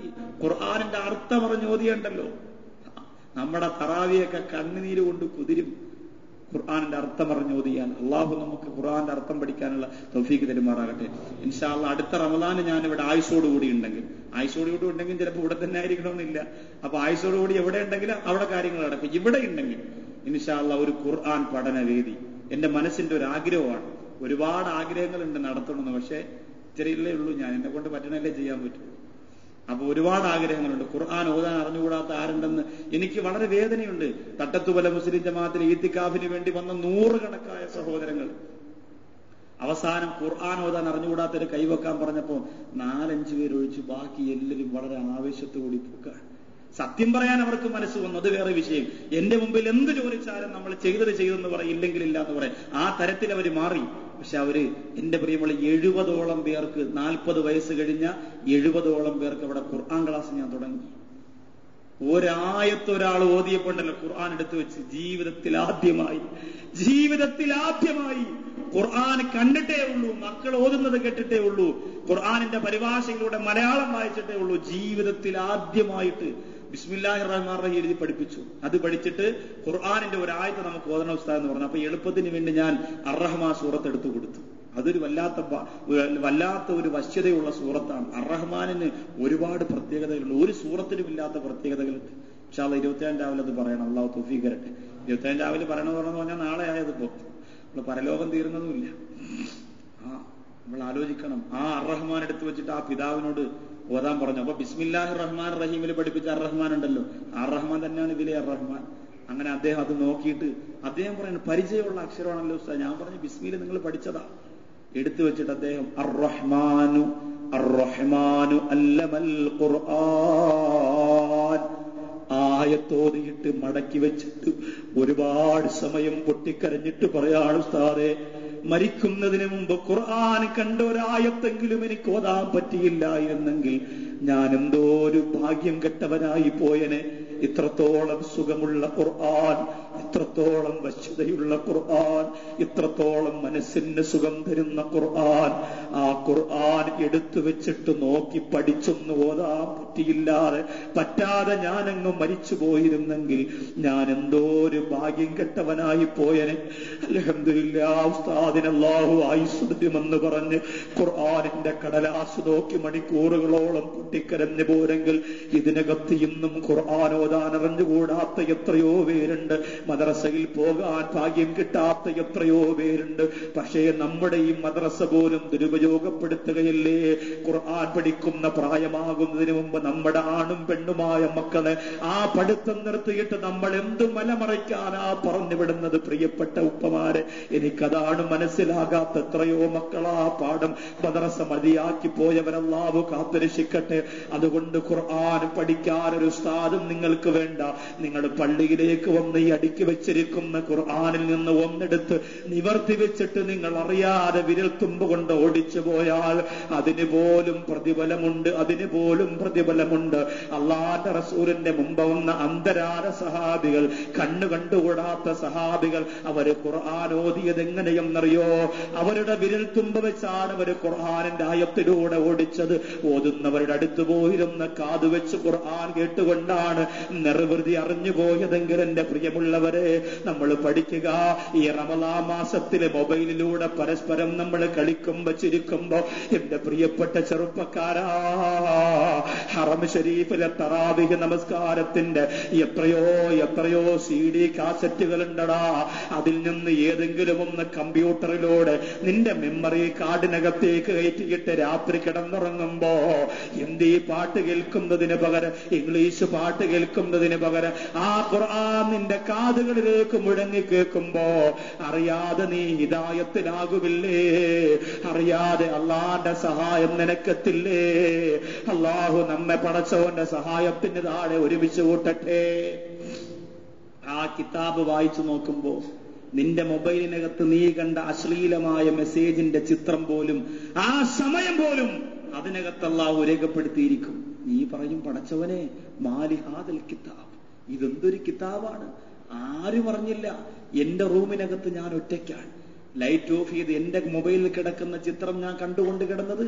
ഈ പരലോകത്ത് പടച്ചോൻ തന്ന കിതാബിനകത്തോ മാലി ഹാദൽ കിതാബ്, ഇതെന്തൊരു കിതാബാണ്. ആ സമയം, ആ മണിക്കൂർ ഞാൻ കയ്യിൽ റിമോട്ട് വെച്ചുകൊണ്ട് ഉറങ്ങിപ്പോയി ഉറങ്ങിയ സമയം വരെ ഈ കിതാബിനകത്തുണ്ടല്ലോ പടച്ചവനെ. ലാ യുഗാദിറു സഗീറത്തൻ വലാ കബീറത്തൻ ഇല്ലാ അഹ്സാഹാ. വ്യക്തമായി എഴുതിയിട്ടുണ്ട് ആ കിതാബിനകത്ത്, വ്യക്തമായി പടച്ചവൻ എഴുതിയിട്ടുണ്ട് ആ കിതാബിനകത്ത്. അള്ളാഹു കാത്തുരക്ഷിക്കുമാറാകട്ടെ. ഇവിടെ അള്ളാഹുവിന്റെ റസൂല് പരലോകത്തെ കുറിച്ച് പറഞ്ഞപ്പോ ചിരിച്ചുകൊണ്ട് സഹാബത്തിനോട് പറയാൻ, സഹാബ, എന്റെ ഈ 2 കൈയുടെ താഴെ തോളത്ത് ഒരുമിച്ച് കൂടിയിരിക്കാൻ നിങ്ങൾക്ക് ആർക്കെങ്കിലും ആഗ്രഹമുണ്ടോ? സഹാബികൾ പറഞ്ഞു, ഉണ്ട് നബിയെ, അങ്ങയുടെ അടുത്ത് ചേർന്നിരിക്കാൻ ഞങ്ങൾക്ക് ആഗ്രഹമുണ്ട്. പരലോകത്തായാലും അങ്ങ് നഷ്ടപ്പെട്ടു പോകുന്നത് നമുക്കൊരു വലിയ ബുദ്ധിമുട്ടാണ്. അപ്പോ അള്ളാഹുവിന്റെ റസൂല് പറയാൻ, അള്ളാഹുടെ അടുത്തിരിക്കാൻ നിങ്ങൾക്ക് ആർക്കെങ്കിലും ആഗ്രഹമുണ്ട് പരലോകത്ത്? ഇത്രയും കോടാനുകോടി സൃഷ്ടിചരാചരങ്ങൾ പരലോകത്ത് ഒരുമിച്ചുകൂടി ഭയാനകതയിൽ നിൽക്കുമ്പോ അല്ലാഹുവിന്റെ അടുത്തിരിക്കാൻ നിങ്ങൾക്ക് ആർക്കെങ്കിലും ആഗ്രഹമുണ്ടോ? നിങ്ങൾക്ക് ആഗ്രഹമുണ്ടോ? ഉണ്ടോ? അള്ളാഹു തൗഫീഖ് തരട്ടെ. ആഗ്രഹം അള്ളാഹു നടത്തി തരട്ടെ. നമുക്ക് എന്തും പടച്ചവനോട് ചോദിക്കാം, അള്ളാഹ് ലജ്ജിക്കൂല. എന്തും ചോദിക്കാം. ഒരു പാവപ്പെട്ട മനുഷ്യന്റെ അടുത്ത് നമ്മൾ പോയിട്ട് അളയാ ഒരു 50,000 രൂപ കടം തരണമെന്ന് ചോദിച്ചാൽ അവൻ ചിരിച്ചിരിച്ച് അന്ന് തന്നെ ജാവുമിക്കാം. അള്ളാന്റെ അടുത്ത് നിങ്ങൾക്ക് എന്തും ചോദിക്കാം. പടച്ചോന്റെ അടുത്ത് എന്തും നിങ്ങൾക്ക് ചോദിക്കാം. എന്ത് വേണം എന്തും ചോദിക്കാം. അള്ള ഇങ്ങോട്ട് തരാൻ തുടങ്ങിയാണ്ട് ചില ആൾക്കാരെ നമ്മൾ ആലോചിച്ചിട്ട് നമ്മൾ പറയും അവൻ എത്ര പെട്ടെന്നാ പണക്കാരനായത്. അള്ള കൊടുക്കാൻ തുടങ്ങിയാലുണ്ടല്ലോ, ഞാനും നിങ്ങൾ ഓടി നടന്ന് എത്ര വാതിലടച്ചാലും അള്ള ഇങ്ങനെ കൊടുത്തോണ്ടിരിക്കും. പക്ഷെ അള്ള അടച്ചാൽ നീ എവിടെ പോയി ആരുടെയൊക്കെ കാല് പിടിച്ചാലും 1 രൂപയുടെ ഉപയോഗം നിനക്ക് ഉണ്ടാവില്ല. അള്ളാഹു നമുക്ക് പടച്ചോന്റെ ഖജനാവ് തുറന്നു തരുമാറാകട്ടെ. ദാരിദ്ര്യം ഒരു വലിയ രോഗമാണ്. അത് വന്നാൽ പലതും തകരും. അള്ളാഹു ദാരിദ്ര്യം തരാതിരിക്കട്ടെ. കാശുണ്ടാകുന്ന പറഞ്ഞിട്ടൊന്നും കാര്യമില്ല. ദാരിദ്ര്യം തരാൻ 1 സെക്കൻഡ് മതി. അപ്പൊ അള്ളാന്റെ അടുത്ത് ചെന്നിരിക്കാൻ അവിടെ പിന്നെ ശിക്ഷയില്ല. അവിടെ ജബാനിയത്തിന്റെ മലക്കുകളുടെ ഭയാനകതയില്ല. അള്ളാഹുവിന്റെ അടുത്ത് ചെന്നിരിക്കാൻ നിങ്ങൾക്ക് ആഗ്രഹമുണ്ടോ സഹാബികൾ പറഞ്ഞു, അതേ നബിയെ. അള്ളാഹുവിന്റെ റസൂല് പറയുകയാണ്, അടുത്തിരിക്കുന്ന വിഭാഗം. നാളെ പറഞ്ഞാൽ മതിയോ? കുറച്ചുകൂടെ പറയാമെന്ന്. അതെ, നിങ്ങളുടെ അഭിപ്രായം പോലെയാണ്. എനിക്ക് ക്ഷീണമില്ല. ഞാൻ 2 മണിക്കൂർ വാത് പറഞ്ഞിട്ടുണ്ടോ എന്നിട്ട് എനിക്ക് ക്ഷീണമില്ല. നിങ്ങൾ ഇരിക്കുന്ന കണ്ടപ്പോൾ ക്ഷീണം ഇല്ലാത്തതാണ്. നിങ്ങൾ എല്ലാവരും ചാരിയിരുന്നെങ്കിൽ ഉറങ്ങിയിരുന്നെങ്കിൽ ഞാനിപ്പോൾ ഉറങ്ങിനെ. നിങ്ങൾ കേട്ടുകൊണ്ടിരിക്കുന്നുണ്ട്. പറയണോ വേണ്ടേ? നാളെ പറഞ്ഞാൽ മതിയോ? അള്ളാഹിന്റെ അടുത്തിരിക്കുന്നവരാരാ പറയണം. അള്ളാഹുവിന്റെ അടുത്തിരിക്കുന്നവരാരാ? എന്റെ മുമ്പിലിരിക്കുന്നവർക്ക് താല്പര്യം ഉണ്ടെങ്കിലേ പറഞ്ഞിട്ട് കാര്യമില്ല. ഇല്ലെങ്കിൽ നമുക്ക് ദുആ ചെയ്യാം. അള്ളാഹുവിന്റെ അടുത്തിരിക്കുന്നവരാര് 7 വിഭാഗമാണെന്ന് അള്ളാഹ് റസൂൽ പറയാം. പടച്ചോന്റെ അടുത്ത് പോയിരിക്കാൻ പരലോകത്ത് എന്ത് രസമായിരിക്കും. ഫോട്ടോ എടുക്കുമ്പോൾ പുതിയാപ്പുഴ എടുക്കുമ്പോൾ നീരത്ത് അല്ലേ, എന്തും തള്ളുവാണ് ജനങ്ങള്. നമ്മുടെ നാട്ടിലൊരു യോഗം നടക്കാണ്. നമ്മുടെ നാട്ടിൽ യോഗം നടക്കുമ്പോ കാര്യസുഖമില്ലാതെ വരണ്ടാണ്. ഞാൻ ദുആ ചെയ്ത് എല്ലാ ദിവസവും ഇൻഷാ അല്ലാഹ് അള്ളാഹു ആയുസ്സും ആരോഗ്യ ആഫിയത്ത് കൊടുക്കട്ടെ. ഒരുപാട് ദിവസം ചെറുപ്പക്കാർക്കൊന്നും കുഴപ്പമില്ല. ഈ പ്രായമുള്ളവർക്കൊക്കെ ഇത്തിരി ദിവസം ഉറക്കമൊഴിഞ്ഞാൽ ചേർത്തുകൊണ്ട് 2-3 ദിവസമൊക്കെ ഉറക്കമൊഴിഞ്ഞാൽ വലിയ പാടാണ്. പിന്നെ പകലും രാത്രിയൊക്കെ ബുദ്ധിമുട്ടാണ്. അള്ളാഹു അങ്ങനെ രോഗങ്ങളുള്ള സർജറിയൊക്കെ കഴിഞ്ഞ അള്ളാഹു അങ്ങനെ എന്തെങ്കിലും ബുദ്ധിമുട്ടുള്ള ആരെങ്കിലും ഇവിടെ ഉറക്കമൊഴിക്കുകയാണെങ്കിൽ ആ ബുദ്ധിമുട്ടൊക്കെ അള്ളാഹു മാറ്റി കൊടുക്കുമാറാകട്ടെ. അള്ളാഹിന്റെ അടുത്ത് പോയി ഇങ്ങനെ ഇരിക്കാം. ബാക്കിയുള്ളവരൊക്കെ ഇങ്ങനെ ശിക്ഷിക്കുമ്പോ അള്ളാഹിന്റെ അടുത്ത് പോയിട്ട് ഇങ്ങനെ ഇരിക്കാം. 7 വിഭാഗം. അള്ളാഹു അതിൽ ഒന്നിലെങ്കിലും നമുക്ക് അള്ളാഹു സ്ഥാനം തരട്ടെ. അതിൽ ഒരു വിഭാഗത്തിലെങ്കിലും അള്ളാഹുവിന്റെ അടുത്ത് പോയിരിക്കാനുള്ള യോഗ്യത നമുക്കുണ്ടോ? അള്ളാഹുവിന്റെ പള്ളിയിൽ നിന്ന് ബാങ്ക് വിളിക്കുമ്പോഴും തമാശ ലജ്ജയില്ലാതെ പറഞ്ഞ് കടയിൽ നിൽക്കുന്ന നമ്മൾ ഇഖാമത്തിന് സമയമാകുന്നത് വരെ വടയുണ്ടാക്കുന്നത് നോക്കിക്കൊണ്ട് പോയി നിൽക്കുന്ന ഞാനും നിങ്ങളും അള്ളാന്റെ അടുത്തിരിക്കാൻ ആഗ്രഹമുണ്ടെന്ന് പറയാനുള്ള യോഗ്യത നമുക്കുണ്ടോ? എന്റെ പ്രിയമുള്ളവരെ, പ്രവാചകന്മാരിൽ പോലും അള്ളാന്റെ അടുത്തിരിക്കാൻ അള്ളാഹു ഭാഗ്യം കൊടുത്തത് ആർക്കാ? അലാ വ അന ഹബീബുല്ലാഹ്, അലാ വ അന ഹബീബുല്ലാഹ്. ഞാൻ അള്ളാന്റെ ഹബീബാണെന്ന് പറഞ്ഞ പ്രവാചകന് മാത്രമേ അള്ളാന്റെ അടുത്തിരിക്കാൻ ഭാഗ്യം കൊടുത്തിട്ടുള്ളൂ. ഇതേപോലെ 7 വിഭാഗത്തിന് പരലോകത്ത് അള്ളാന്റെ അടുത്ത് ചെന്നിരിക്കാൻ ഒരു തരിമ്പ് പോലും പേടിക്കേണ്ട കാര്യമില്ല. ഒരു തരിമ്പ് പോലും ശിക്ഷ അവനുണ്ടാവില്ല. പടച്ചവന്റെ അടുത്ത് ചെന്ന് സ്ഥാനമുറപ്പിക്കാൻ. ഇതങ്ങ് വെറുതെ പറഞ്ഞു കളയാനുള്ളതല്ല. ഈ ഹദീസിൽ നമ്മൾ ജീവിച്ചു പഠിക്കണം. ഈ ഹദീസ് 7 കൂട്ടർ അങ്ങനെ അടുത്തിരിക്കും. 1, 2, 3, 4, 5, 6 അങ്ങനെ പറയാനല്ല. അതാരാണെന്ന് കണ്ടിട്ട് ഒന്നിലെങ്കിലും കയറാനുള്ള ഒരു വാതിൽ കണ്ടെത്തിയാൽ കയറി പറ്റുക. ഹദീസിന്റെ വിശദീകരണത്തിലൂടെ ഈ 7-ൽ ഒന്നിലെങ്കിലും കടക്കാൻ ഒരു അവസരം നമുക്ക് കിട്ടുകയാണെങ്കിൽ അത് ഉപയോഗപ്പെടുത്തണം. അതിന് എന്ത് നഷ്ടം വന്നാലും നമ്മുടെ ശരീരത്തിൽ നിന്ന് പൊഴുതു പോകുന്ന ഒരു രോഗം പോലെ ആ നഷ്ടത്തെ മാറ്റിവെക്കുക. അത് ദുനിയാവ് മുഴുവനും നിനക്ക് നേടിത്തരുന്ന സാമ്പത്തികത്തിന്റെ നഷ്ടമാണെങ്കിലും ശരി, ഈ സെക്കൻഡിൽ മരിച്ചാൽ മുഴുവനും പോണതായി ദുനിയാവ്. അതിനു വേണ്ടിയിട്ടാണ് ഞാനും നിങ്ങൾ ഓടി നടക്കുന്നത്. ഇന്ന് നമ്മുടെ റൂഹ് ഈ സമയത്തങ്ങ് പിരിഞ്ഞാൽ ഉണ്ടാക്കി വെച്ച മുഴുവനും ചീട്ടുകൊട്ടാരം പോലെ തകർന്നടിയാൻ പോവാൻ. അതിനു വേണ്ടിയിട്ടാണ് നമ്മളെല്ലാം മാറ്റിയിട്ട് ഓടുക. പൊക്കോട്ടെ, എല്ലാം പൊക്കോട്ടെ. കുറഞ്ഞതിൽ വെച്ച് ഏറ്റവും കുറഞ്ഞത് അള്ളാഹു വല്ലതും പടച്ചിട്ടുണ്ടെങ്കിൽ ഈ ദുനിയാവ് മാത്രമാണ്. അള്ളാഹുവിന്റെ റസൂല് പറയാ, ഒരു കൊതുകിന്റെ ചിറകിന്റെ വില ഈ ദുനിയാവിന് അള്ളാഹു കൊടുത്തിരുന്നെങ്കിൽ ഇവിടെ ജീവിക്കുന്ന ഒറ്റ കാഫിര്യങ്ങൾക്ക് അള്ളാഹു ഒരു തുള്ളി വെള്ളം കൊടുക്കില്ലായിരുന്നു. ഇത്ര ആ വില പോലും ദുനിയാവിലില്ല. അതുകൊണ്ട് അവന്മാരെങ്ങനെ ജീവിച്ചോട്ടെ എന്നുള്ള പറയാം. ആ വില പോലും ഈ വിശാലമായ ദുനിയാവിൽ അല്ല കൊടുത്തിട്ടില്ല. ദുനിയാവെന്ന് പറഞ്ഞാൽ അട്ടക്കുളങ്ങരെ നമ്മളെ വീട് നമ്മുടെ കട മാത്രമല്ല. അമേരിക്കയെ കുറിച്ച് ചിന്തിക്കണം, ഇറാഖിനെ കുറിച്ച് ചിന്തിക്കണം, ഗുജറാത്തിനെ കുറിച്ച് ചിന്തിക്കണം. അമേരിക്കയെ കുറിച്ച് ഒരു സഹോദരൻ പറയാം, അമേരിക്കയെ കുറിച്ച് ആദ്യമായിട്ട് ചിന്തിച്ചത് ബദർ എന്നാണ്. ഞാൻ ചിന്തിച്ചു പോയെന്ന്. കാരണം അത് തകരുന്ന രംഗത്തെക്കുറിച്ച് ഒരു സഹോദരൻ പറഞ്ഞ ബദർ ദിനത്തിന്റെ പ്രസവമൊക്കെ അടിപൊളിയായിരുന്നു, ബദറിലേക്ക് പോയതൊക്കെ അടിപൊളിയായിരുന്നു, പക്ഷെ തിരിച്ചു വന്നത് സ്വപ്പം കടുത്തുപോയെന്ന്. തിരിച്ചു വന്നത് അമേരിക്ക വഴി അവസ്ഥ വന്നത്, അത് കടുത്തുപോയി. കടുപ്പിക്കേണ്ടത് കടുപ്പിച്ചേ പറ്റൂ. നിങ്ങളെ ഇഷ്ടവും അനിഷ്ടവും ഒന്നും നോക്കിക്കൊണ്ടിരുന്ന കാര്യം നടക്കൂല. കുറെ നാൾ നോക്കിയതല്ലേ, ഇനി നോക്കാൻ പറ്റൂല. 2 മാസമൊക്കെ നോക്കാൻ പറ്റും. അത് കഴിഞ്ഞാൽ പിന്നെ സ്വതന്ത്രമായിട്ട് എന്തെങ്കിലുമൊക്കെ പറയണ്ടേ. ഇല്ലെങ്കിൽ പിന്നെ എന്തിനാ നമ്മൾ ഈ പഠിച്ചിരിക്കണേ? എന്റെ പ്രിയമുള്ളവരെ, ആലോചിക്കണം. അള്ളാന്റെ അടുത്തിരിക്കാൻ, പടച്ചോന്റെ അടുത്തിരിക്കാൻ, അള്ളാന്റെ പൊരുത്തം കിട്ടാൻ, അള്ളാഹുവിന്റെ തണല് യുദില്ലുഹുമുൽ മൗലാ ബിഗൈരി നിലാലി. അള്ളാഹുവിന്റെ തണല് കിട്ടി. അള്ളാന്റെ തണലെന്ന് പറഞ്ഞാൽ, അള്ളാന്റെ തണലെന്ന് പറഞ്ഞാൽ, എന്റെ തണലെന്ന് പറഞ്ഞാൽ, എന്റെ തണലിലാണ് എന്റെ മക്കളെന്ന് പറഞ്ഞാൽ എന്റെ കീഴേ. മക്കളെന്ന് പറഞ്ഞാൽ ആരാ? വീട്ടിൽ ചെല്ലുമ്പോ വാപ്പച്ചാന്ന് വിളിച്ചോണ്ട് ഓടി വരെയല്ലേ. 2 മക്കളുണ്ടെങ്കിൽ 2 പേര്, ഒരാൾ ഈ കയ്യില് മറ്റേ ഈ കയ്യില് ഓടി വരും. ഒരാൾ ഈ കവിളില് മറ്റേ ഈ കവിളില്.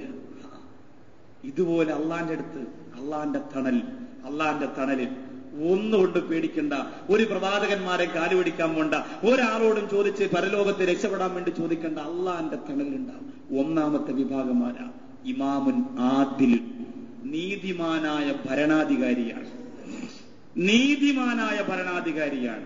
ഏത് വിഷയത്തിൽ? 3 പേരെ നിശ്ചയിച്ചിട്ട് ഒരാൾ അമീറായിട്ട് നിശ്ചയിച്ചു കച്ചവടം ചെയ്യാൻ. 4 പേര് ഷെയറായിട്ടുള്ള കച്ചവടമാണ്. ഒരാൾ അതിന്റെ നേതാവാണ്. അയാളെ നീതിയായിട്ട് വേണം. മറ്റൊരാളില്ലാതിരിക്കുമ്പോൾ വഞ്ചന നടത്താൻ പാടില്ല. ഒരു കമ്മിറ്റി 20 പേരുണ്ട്. ഒരാളെ പ്രസിഡന്റായി നിശ്ചയിച്ചു, ഒരാളെ സെക്രട്ടറിയായിട്ട് നിശ്ചയിച്ചു. നീതി വേണം.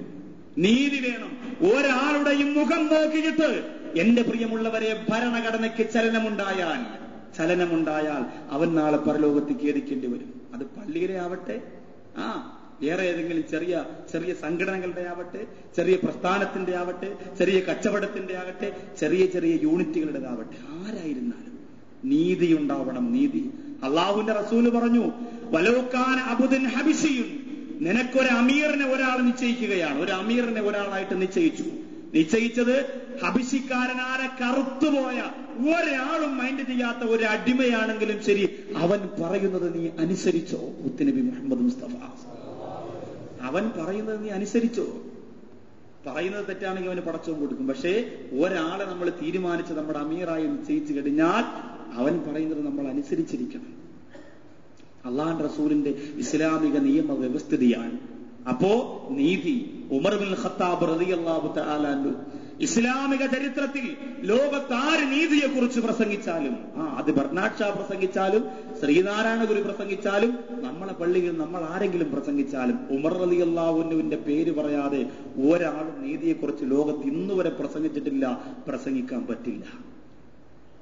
ഉമറുൽ ഫാറൂഖ്, സത്യാസത്യ വിവേചന പ്രവർത്തകൻ, നീതിയുടെ നിറകുടം ഉമർ ബിൻ ഖത്താബ് റളിയല്ലാഹു തആല. ഉമർ റളിയല്ലാഹു അൻഹു തവാഫ് ചെയ്തുകൊണ്ടിരുന്നപ്പോ ക്രിസ്ത്യൻ മതത്തിൽപ്പെട്ട ഒരാൾ ഇസ്ലാം മതം സ്വീകരിച്ചു. ഓസാൻ രാജാവ്. അദ്ദേഹത്തിന്റെ ഷാൾ ഇങ്ങനെ തറയിൽ വീണു. മക്ക ഇങ്ങനെ കറങ്ങിക്കൊണ്ടിരുന്നു. അയാൾ ഇസ്ലാം മതം സ്വീകരിച്ചു. ജനങ്ങൾക്ക് വലിയ സന്തോഷമായി. അപ്പൊ ഷാള് തറയിൽ വീണപ്പോ ഉമർ ബിൻ ഖത്താബ് റളിയല്ലാഹു തആല അൻഹുവിന്റെ മുമ്പ് വന്നിട്ട് ഒരാൾ പരാതി പറഞ്ഞതാ. ഷാള് തറയിൽ വീണപ്പോ ഈ പാവപ്പെട്ടവൻ ആ ഷാളിലൊന്ന് ചവിട്ടി. ഒരു സാധുവായ മനുഷ്യൻ, എടാ നീ ഇത്തിരി പോന്നു, നീ പണ്ട് മുതലേ ഇസ്ലാമിന്റെ പ്രവർത്തകനാണെങ്കിൽ ഞാൻ ഇന്നലെ തുടങ്ങിയതുള്ളൂ. പക്ഷെ ഞാൻ ആരെന്നറിയോ? എന്റെ ഷാളി ചവിട്ടാൻ നിനക്ക് എങ്ങനെ അർഹത വന്നു? ഒരൊറ്റ അടി കാവാനെ കുറ്റി നോക്കി. ഈ പാവപ്പെട്ടവന്റെ പല്ല് തെറിച്ചു പോയെന്ന് തഫ്സീർ ജലാലൈനി, തഫ്സീർ ഇബ്നു കതീർ പോലെയുള്ള വിശദീകരണ ചെറയിൽ പറയാൻ, പല്ല് തെറിച്ചുപോയി. അയാള് വന്നിട്ട് പറഞ്ഞു, ചോദിക്കേണ്ടത് ഇപ്പൊ ഉമർ റളിയല്ലാഹു അൻഹു, ഭരണം നടത്തും ഉമർ റളിയല്ലാഹു അൻഹു. അവിടെ ചെന്നിട്ട് പറഞ്ഞു, ഖലീഫ, ഇതിനൊരു പരിഹാരം കണ്ടേ പറ്റൂ, ഇങ്ങനെ വിടാൻ പറ്റില്ല, ഇതിനൊരു പരിഹാരം കണ്ടേ പറ്റൂ. വല്ലാഹി ഞാൻ ഇങ്ങനെ ചെയ്തു, ഞാൻ അറിഞ്ഞുകൊണ്ട് ചവിട്ടിയതല്ല.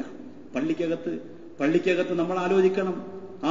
പുതിയ സമ്പന്നർ, പുതിയ പണക്കാർ പള്ളിക്കകത്ത് വന്നു. പള്ളിക്കകത്ത് വരുമ്പോ പണ്ട് മുതലേ നിസ്കരിക്കാൻ വരുന്ന പാവപ്പെട്ടവർ എന്തെങ്കിലും സംസാരിക്കുമ്പോ നീ എന്റെ അടുത്ത് മിണ്ടണ്ട. ഞാൻ ഇവിടുത്തെ ആരാന്നാ നീ കരുതിയത്? ഇവിടുത്തെ ഉസ്താദും ഇവിടുത്തെ വേറെ ആളും എന്നെ ഒന്നും പറയില്ല. അത്രത്തോളം കാശ് എന്റെ പോക്കറ്റിനകത്തുണ്ട്. അതുകൊണ്ട് ഞാൻ പറഞ്ഞ പോലെ നീ കേൾക്കണമെന്ന് പള്ളിക്കകത്ത് പറയാൻ പറ്റില്ല. നിന്റെ വീട്ടിനകത്ത് പറയണം അവനെ കൊണ്ടുവന്നിട്ട്. പള്ളിക്കകത്തെല്ലാം ഒരേപോലെയാണ്. പണക്കാരനും പാവപ്പെട്ടവനും റാഡോ വാച്ചും ഇലക്ട്രോണിക് വാച്ചും എല്ലാം കണക്കാ. പള്ളിക്കകത്ത് ബെല്ലുള്ള ബെൻഡും ബെല്ലില്ലാത്ത ബെൻഡും എല്ലാം കണക്കാ. സുജൂദിൽ പോകുമ്പോ മുതുക് കാണുന്ന ബെൻഡാണെങ്കിൽ കുഴപ്പമാണ്, അള്ളാഹു ആക്കട്ടെ.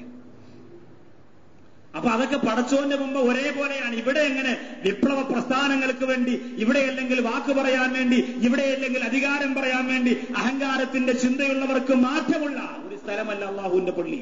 ഉമർ റളിയല്ലാഹുവിന്റെ അടുത്ത് നിന്ന് പരാതി പറഞ്ഞ ഉമർ റളിയല്ലാഹു പറഞ്ഞു, ഞാൻ വിളിക്കാം, പാവപ്പെട്ടവനല്ലേ എന്ന് പറഞ്ഞിട്ട്, നീ പാവപ്പെട്ടവനല്ലേ, പണക്കാരല്ലേ ചവിട്ടി പോയത്, കുഴപ്പമില്ല എന്ന് പുറത്ത് ഇനി അവനെ വിളിച്ചുകൊണ്ടെന്ന് ഇവിടെ എന്തിനാ ഫിത്തിന ഉണ്ടാക്കുന്നത്, പോട്ട് ക്ഷമിച്ചുകളെ എന്നല്ല പറഞ്ഞത്. ഉമർ റളിയല്ലാഹു പറഞ്ഞു, അവനെ വിളിച്ച് ചോദിക്കട്ടെ. ഞാൻ ഒസ്താൻ രാജാവിന്റെ അടുത്ത് ലെറ്റർ ചെന്നു, ഉമർ റളിയല്ലാഹുവിനെ വിളിക്കാണ് നിങ്ങളെ. ഒസ്താൻ രാജാവ് വലിയ കാര്യത്തിൽ വലിയ അവിടുത്തെ നേതാവല്ലേ, ചെന്നു. ഖലീഫയുടെ മുമ്പ് ചെന്നപ്പോ ഉമർ റളിയല്ലാഹു തആല ചോദിച്ചു, നീ പാവപ്പെട്ടവനെ അടിച്ചോ? അയാൾ അറിയാതെ ചെയ്ത ഒരു തെറ്റിന് വേണ്ടിയിട്ട് നീ അടിച്ചോ എന്ന് ചോദിച്ചപ്പോ ഒസ്മാൻ രാജാവ് സമ്മതിച്ചു, ഞാൻ അടിച്ചു അത്രേ. ആ സമയത്ത് പാവപ്പെട്ടവനെ മുമ്പ് വിളിച്ചിരുത്തിയിട്ട്, നീതിയുടെ നിറകുടമായ ലോകത്തിന്ന് വരെ അതേപോലെ ഒരു നീതി നമുക്ക് കാണാൻ കഴിഞ്ഞിട്ടില്ല. അത് ഇടത് ഭരിച്ചാലും വലത് ഭരിച്ചാലും മധ്യത്തിലുള്ളവർ ഭരിച്ചാലും ആര് ഭരിച്ചാലും ആര് ജയിച്ചാലും ഇന്ന് വരെ ഈ സമുദായത്തിന് അതേപോലെ നിറമുള്ള നീതി കാണാൻ ഭാഗ്യം കിട്ടിയിട്ടില്ല.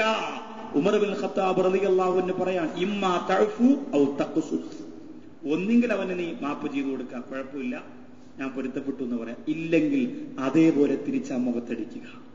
ആരോടായി പറയണേ? ആ കാലഘട്ടത്തിൽ നേതാവും അനുയായി എന്ന് പറഞ്ഞാൽ രണ്ടും രണ്ട് തന്നെയാണ്. അതേപോലെ തിരിച്ചടിക്കുക.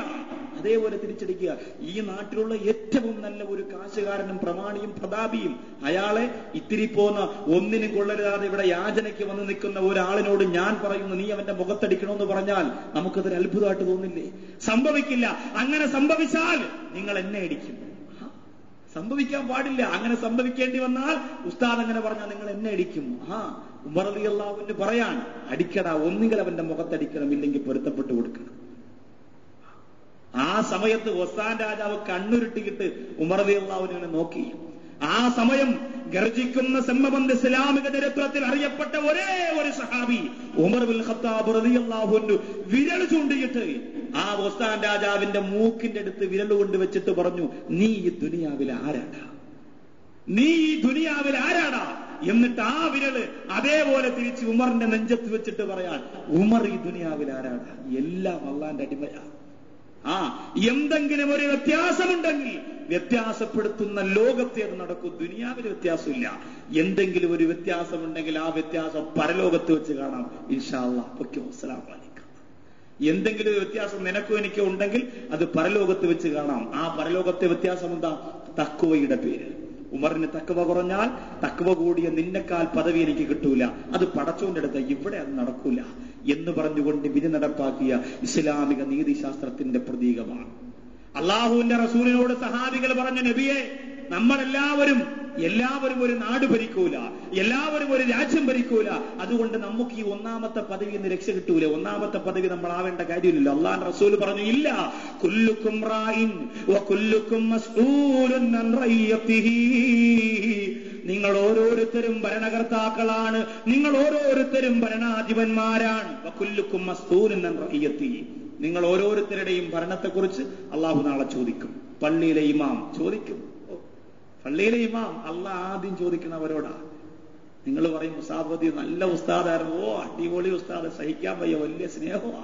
പക്ഷേ പരലോകത്ത് ഈ സ്നേഹം, ഇപ്പൊ നിങ്ങൾ ഒരു നേരത്ത് പള്ളിയിൽ ഉസ്താദില്ലേ, നമ്മൾ ഉസ്താദോടൊപ്പം ചോദിക്കും. പരലോകത്ത് നിങ്ങളെല്ലാം സ്വർഗ്ഗത്തിൽ കിടക്കുമ്പോ എവിടെ നമ്മൾ ഉസ്താദെന്ന് ഒരാൾ ചോദിച്ചാൽ ഞാൻ രക്ഷപ്പെട്ടു. ഒറ്റയാൾ ചോദിച്ചാൽ, ഇവിടെ നമ്മളിപ്പോ ഇവിടെ ഇല്ലല്ലോ, ഇവിടെ ചോദിക്കും. പരലോകത്ത് നിങ്ങളെല്ലാം സ്വർഗത്തിൽ വരുമ്പോ ഒരു വാക്ക് എവിടെ നമ്മൾക്ക് പ്രസംഗിച്ചെന്ന ഉസ്താദെന്ന് ചോദിച്ചാൽ അവിടെ ഞാൻ അംഗീകരിക്കാം. അള്ളാഹു അതിനുള്ള ഭാഗ്യം നമുക്ക് തെരുമാറാകട്ടെ. ആദ്യം ഇമാമിങ്ങളെയാണ്, കമ്മിറ്റിക്കാരുടെ തൃപ്തിക്ക് വേണ്ടി, നിൽക്കുന്ന മഹല്ലിന്റെ സംഘടനകളുടെ തൃപ്തിക്ക് വേണ്ടി സത്യം മറച്ചു വെച്ചുകൊണ്ട് ആരെവിടെ പ്രസംഗിച്ചാലും അള്ളാഹു പിടിക്കപ്പെടും. ഇവിടെ സുഖമുണ്ടാകും, ഇവിടെ എയർ കണ്ടീഷൻ വാഹനങ്ങളും താമസിക്കാൻ റൂമും നോട്ടുകെട്ടുകൾ ഉണ്ടാവും. ഒന്നിനും ഒരു കുറവില്ല. എന്തു വേണം ഉസ്താദിന് മുഴുവനും തരാൻ ആളുണ്ടാവും. പക്ഷേ അള്ളാഹു പിടിക്കപ്പെടുന്ന ലോകത്തെക്കുറിച്ച് ഭയപ്പെടാൻ എന്റെ പ്രിയപ്പെട്ട സഹോദരങ്ങളെ നമ്മൾ മനസ്സ് വെക്കണം. ഞാൻ പറയാണ് നിങ്ങളോട്, നമ്മുടെ കേരളത്തിൽ ഇസ്ലാമിന്റെ തനതാര അഹ്ലുസുന്നത്തി വൽ ജമാഅത്തിന്റെ ആദർശം വിട്ടുകൊണ്ട് ജീവിക്കുന്ന ഒരു പ്രസ്ഥാനത്തിന്റെ നേതാവിന്റെ മൊബൈൽ വിളിച്ചിട്ട് പരസ്യമായി പള്ളിക്കകത്ത് നിന്നുകൊണ്ട് ഞാൻ പറയാ, എന്നോട് ചോദിച്ചു, ഉസ്താദിന് തിരുവനന്തപുരം സിറ്റിയുടെ ഏത് ഭാഗത്ത് വസ്തു വേണം, എത്ര ഏക്കർ വേണം, ഏത് വണ്ടി നിങ്ങൾക്ക് ഓടിക്കണം, എത്ര നില കെട്ടിടം വേണം, പക്ഷേ നിങ്ങൾ ഇന്നു മുതൽ ഞങ്ങളുടെ സംഘടനയിലായി എന്ന് ജുമയ്ക്കൊന്ന് പ്രസംഗിച്ചാൽ മാത്രം മതി. ഒരൊറ്റ വാദ്. ഇന്ന് നിങ്ങൾ ജുമയ്ക്ക് പ്രസംഗിക്കുക, ഇന്ന് എവിടെ സ്റ്റേജ് വാദമുണ്ടോ അവിടെ പോയിട്ട് നമ്മുടെ സംഘടനയെ നിങ്ങൾ ചേർന്നു എന്നൊരു വാക്ക് മാത്രം പറഞ്ഞാൽ മതി. ഉസ്താദേ, ആവശ്യത്തിന് പണവും വസ്തുവും പുരകിടവും വീടും ഒക്കെ നിങ്ങൾക്ക് തരാം, നിങ്ങൾ ഓടി നടന്നു ഒരാളുടെ മുന്നിലും കൈനീട്ടണ്ടെന്ന് പറഞ്ഞ് എനിക്കത് വേണമെങ്കിൽ പറയാം. ആരും അറിയില്ല, ഇഷ്ടം പോലെ കാശുണ്ടാവും. പക്ഷേ ആലോചിക്കണം, അള്ളാഹുവിന്റെ റസൂല് സാധാരണ മനുഷ്യരാണെന്ന് പറഞ്ഞു. ഹബീബായ പ്രവാചകന്റെ സ്വലാത്തിനെതിരെ ലോകത്തെന്ത് നേടിയാലും അത് വെറും ശൂന്യമായി പോകും. ആലോചിക്കണം, ലോകത്തങ്ങനെ പണ്ഡിതന്മാരെ വിലക്കെടുത്തിട്ട് പാമരന്മാര് വളർന്നുകൊണ്ടിരിക്കുന്ന കാലഘട്ടം, പലിശക്കാരും കൊള്ളക്കാരും അള്ളാഹുവിന്റെ പള്ളിയെ പണ്ഡിതന്മാരെ സോപ്പിട്ടുകൊണ്ട് പിടിച്ചടക്കുന്ന കാലഘട്ടമാണ്. അള്ളാഹു നമ്മളെ കാത്തുരക്ഷിക്കുമാറാകട്ടെ. മരിക്കുന്നത് വരെ എനിക്ക് നിങ്ങളോട് പറയാനുള്ളത്, നിങ്ങൾക്ക് വേണ്ടി ഇത്തിക്കാഫിൽ 2-3 മണിക്കൂറും പ്രസംഗിച്ച ഈ സാധുവാന സഹോദരന് വേണ്ടി നിങ്ങൾ ഒരു കാര്യം മാത്രം ദുആ ചെയ്യുക. മരിക്കുന്നത് വരെ ഒരാളുടെയും ആസനം താങ്ങി പള്ളി ജോലി ചെയ്യുന്ന ഒരു സാഹചര്യം ഉണ്ടാവരുത്. ഉണ്ടായാൽ അതിനു മുമ്പ് മരിക്കാൻ വേണ്ടി നിങ്ങൾ ആത്മാർത്ഥമായി ദുആ ചെയ്തു. ഒരാളോടും ആ വിഷയത്തിൽ നിങ്ങൾ ചോദിക്കേണ്ട കാര്യമില്ല. അത്രയ്ക്ക് വേദനയുണ്ട്. പണച്ചാക്കിനടിയിൽ പണ്ഡിതന്മാരെ സൂക്ഷിച്ചു വെക്കുന്ന കാലഘട്ടമാണിത്. അള്ളാഹു നമ്മുടെ ഈ പള്ളിക്കകത്ത് ഏതെങ്കിലും ഒരു മുത്തഅല്ലിമ്, ഏതെങ്കിലും ഒരു ഈമാനികമായ പ്രവർത്തകൻ ഇത് കേട്ടാൽ മരിക്കുന്നത് വരെ അള്ളാഹുവിന് ആദർശം പണയം വെക്കുന്ന ഒരു അവസ്ഥയെ തൊട്ട് അള്ളാഹു ആ വ്യക്തിയെ കാത്തുരക്ഷിക്കുമാറാകട്ടെ. എപ്പോഴും സൂക്ഷിക്കേണ്ടതാ. മനുഷ്യനാണ്, പെട്ടുപോയാൽ തീർന്നു. മനുഷ്യനാണ് നമ്മളാരും മലക്കുകളല്ല. പെട്ടുപോകാൻ സാധ്യതയുണ്ട്. പെട്ടുപോയാൽ പിന്നെ തിരിച്ചു കയറാൻ വലിയ പാടാണ്. പിന്നെ പശ്ചാത്താപം ഒരു 10 ദിവസത്തെ ഇത്തിക്കാഫിന്റെ കണ്ണുനീരിലൊന്നും തീരൂല. അത്രത്തോളം പാപങ്ങളായിരിക്കും. അള്ളാഹു കാക്കട്ടെ. അതുകൊണ്ട് നീതി, നിങ്ങളെല്ലാവരും ഭരണാധിപന്മാരാണ്. അള്ളാന്റെ റസൂല് പറഞ്ഞു. സഹാബികൾ ചോദിച്ചത് എങ്ങനെ?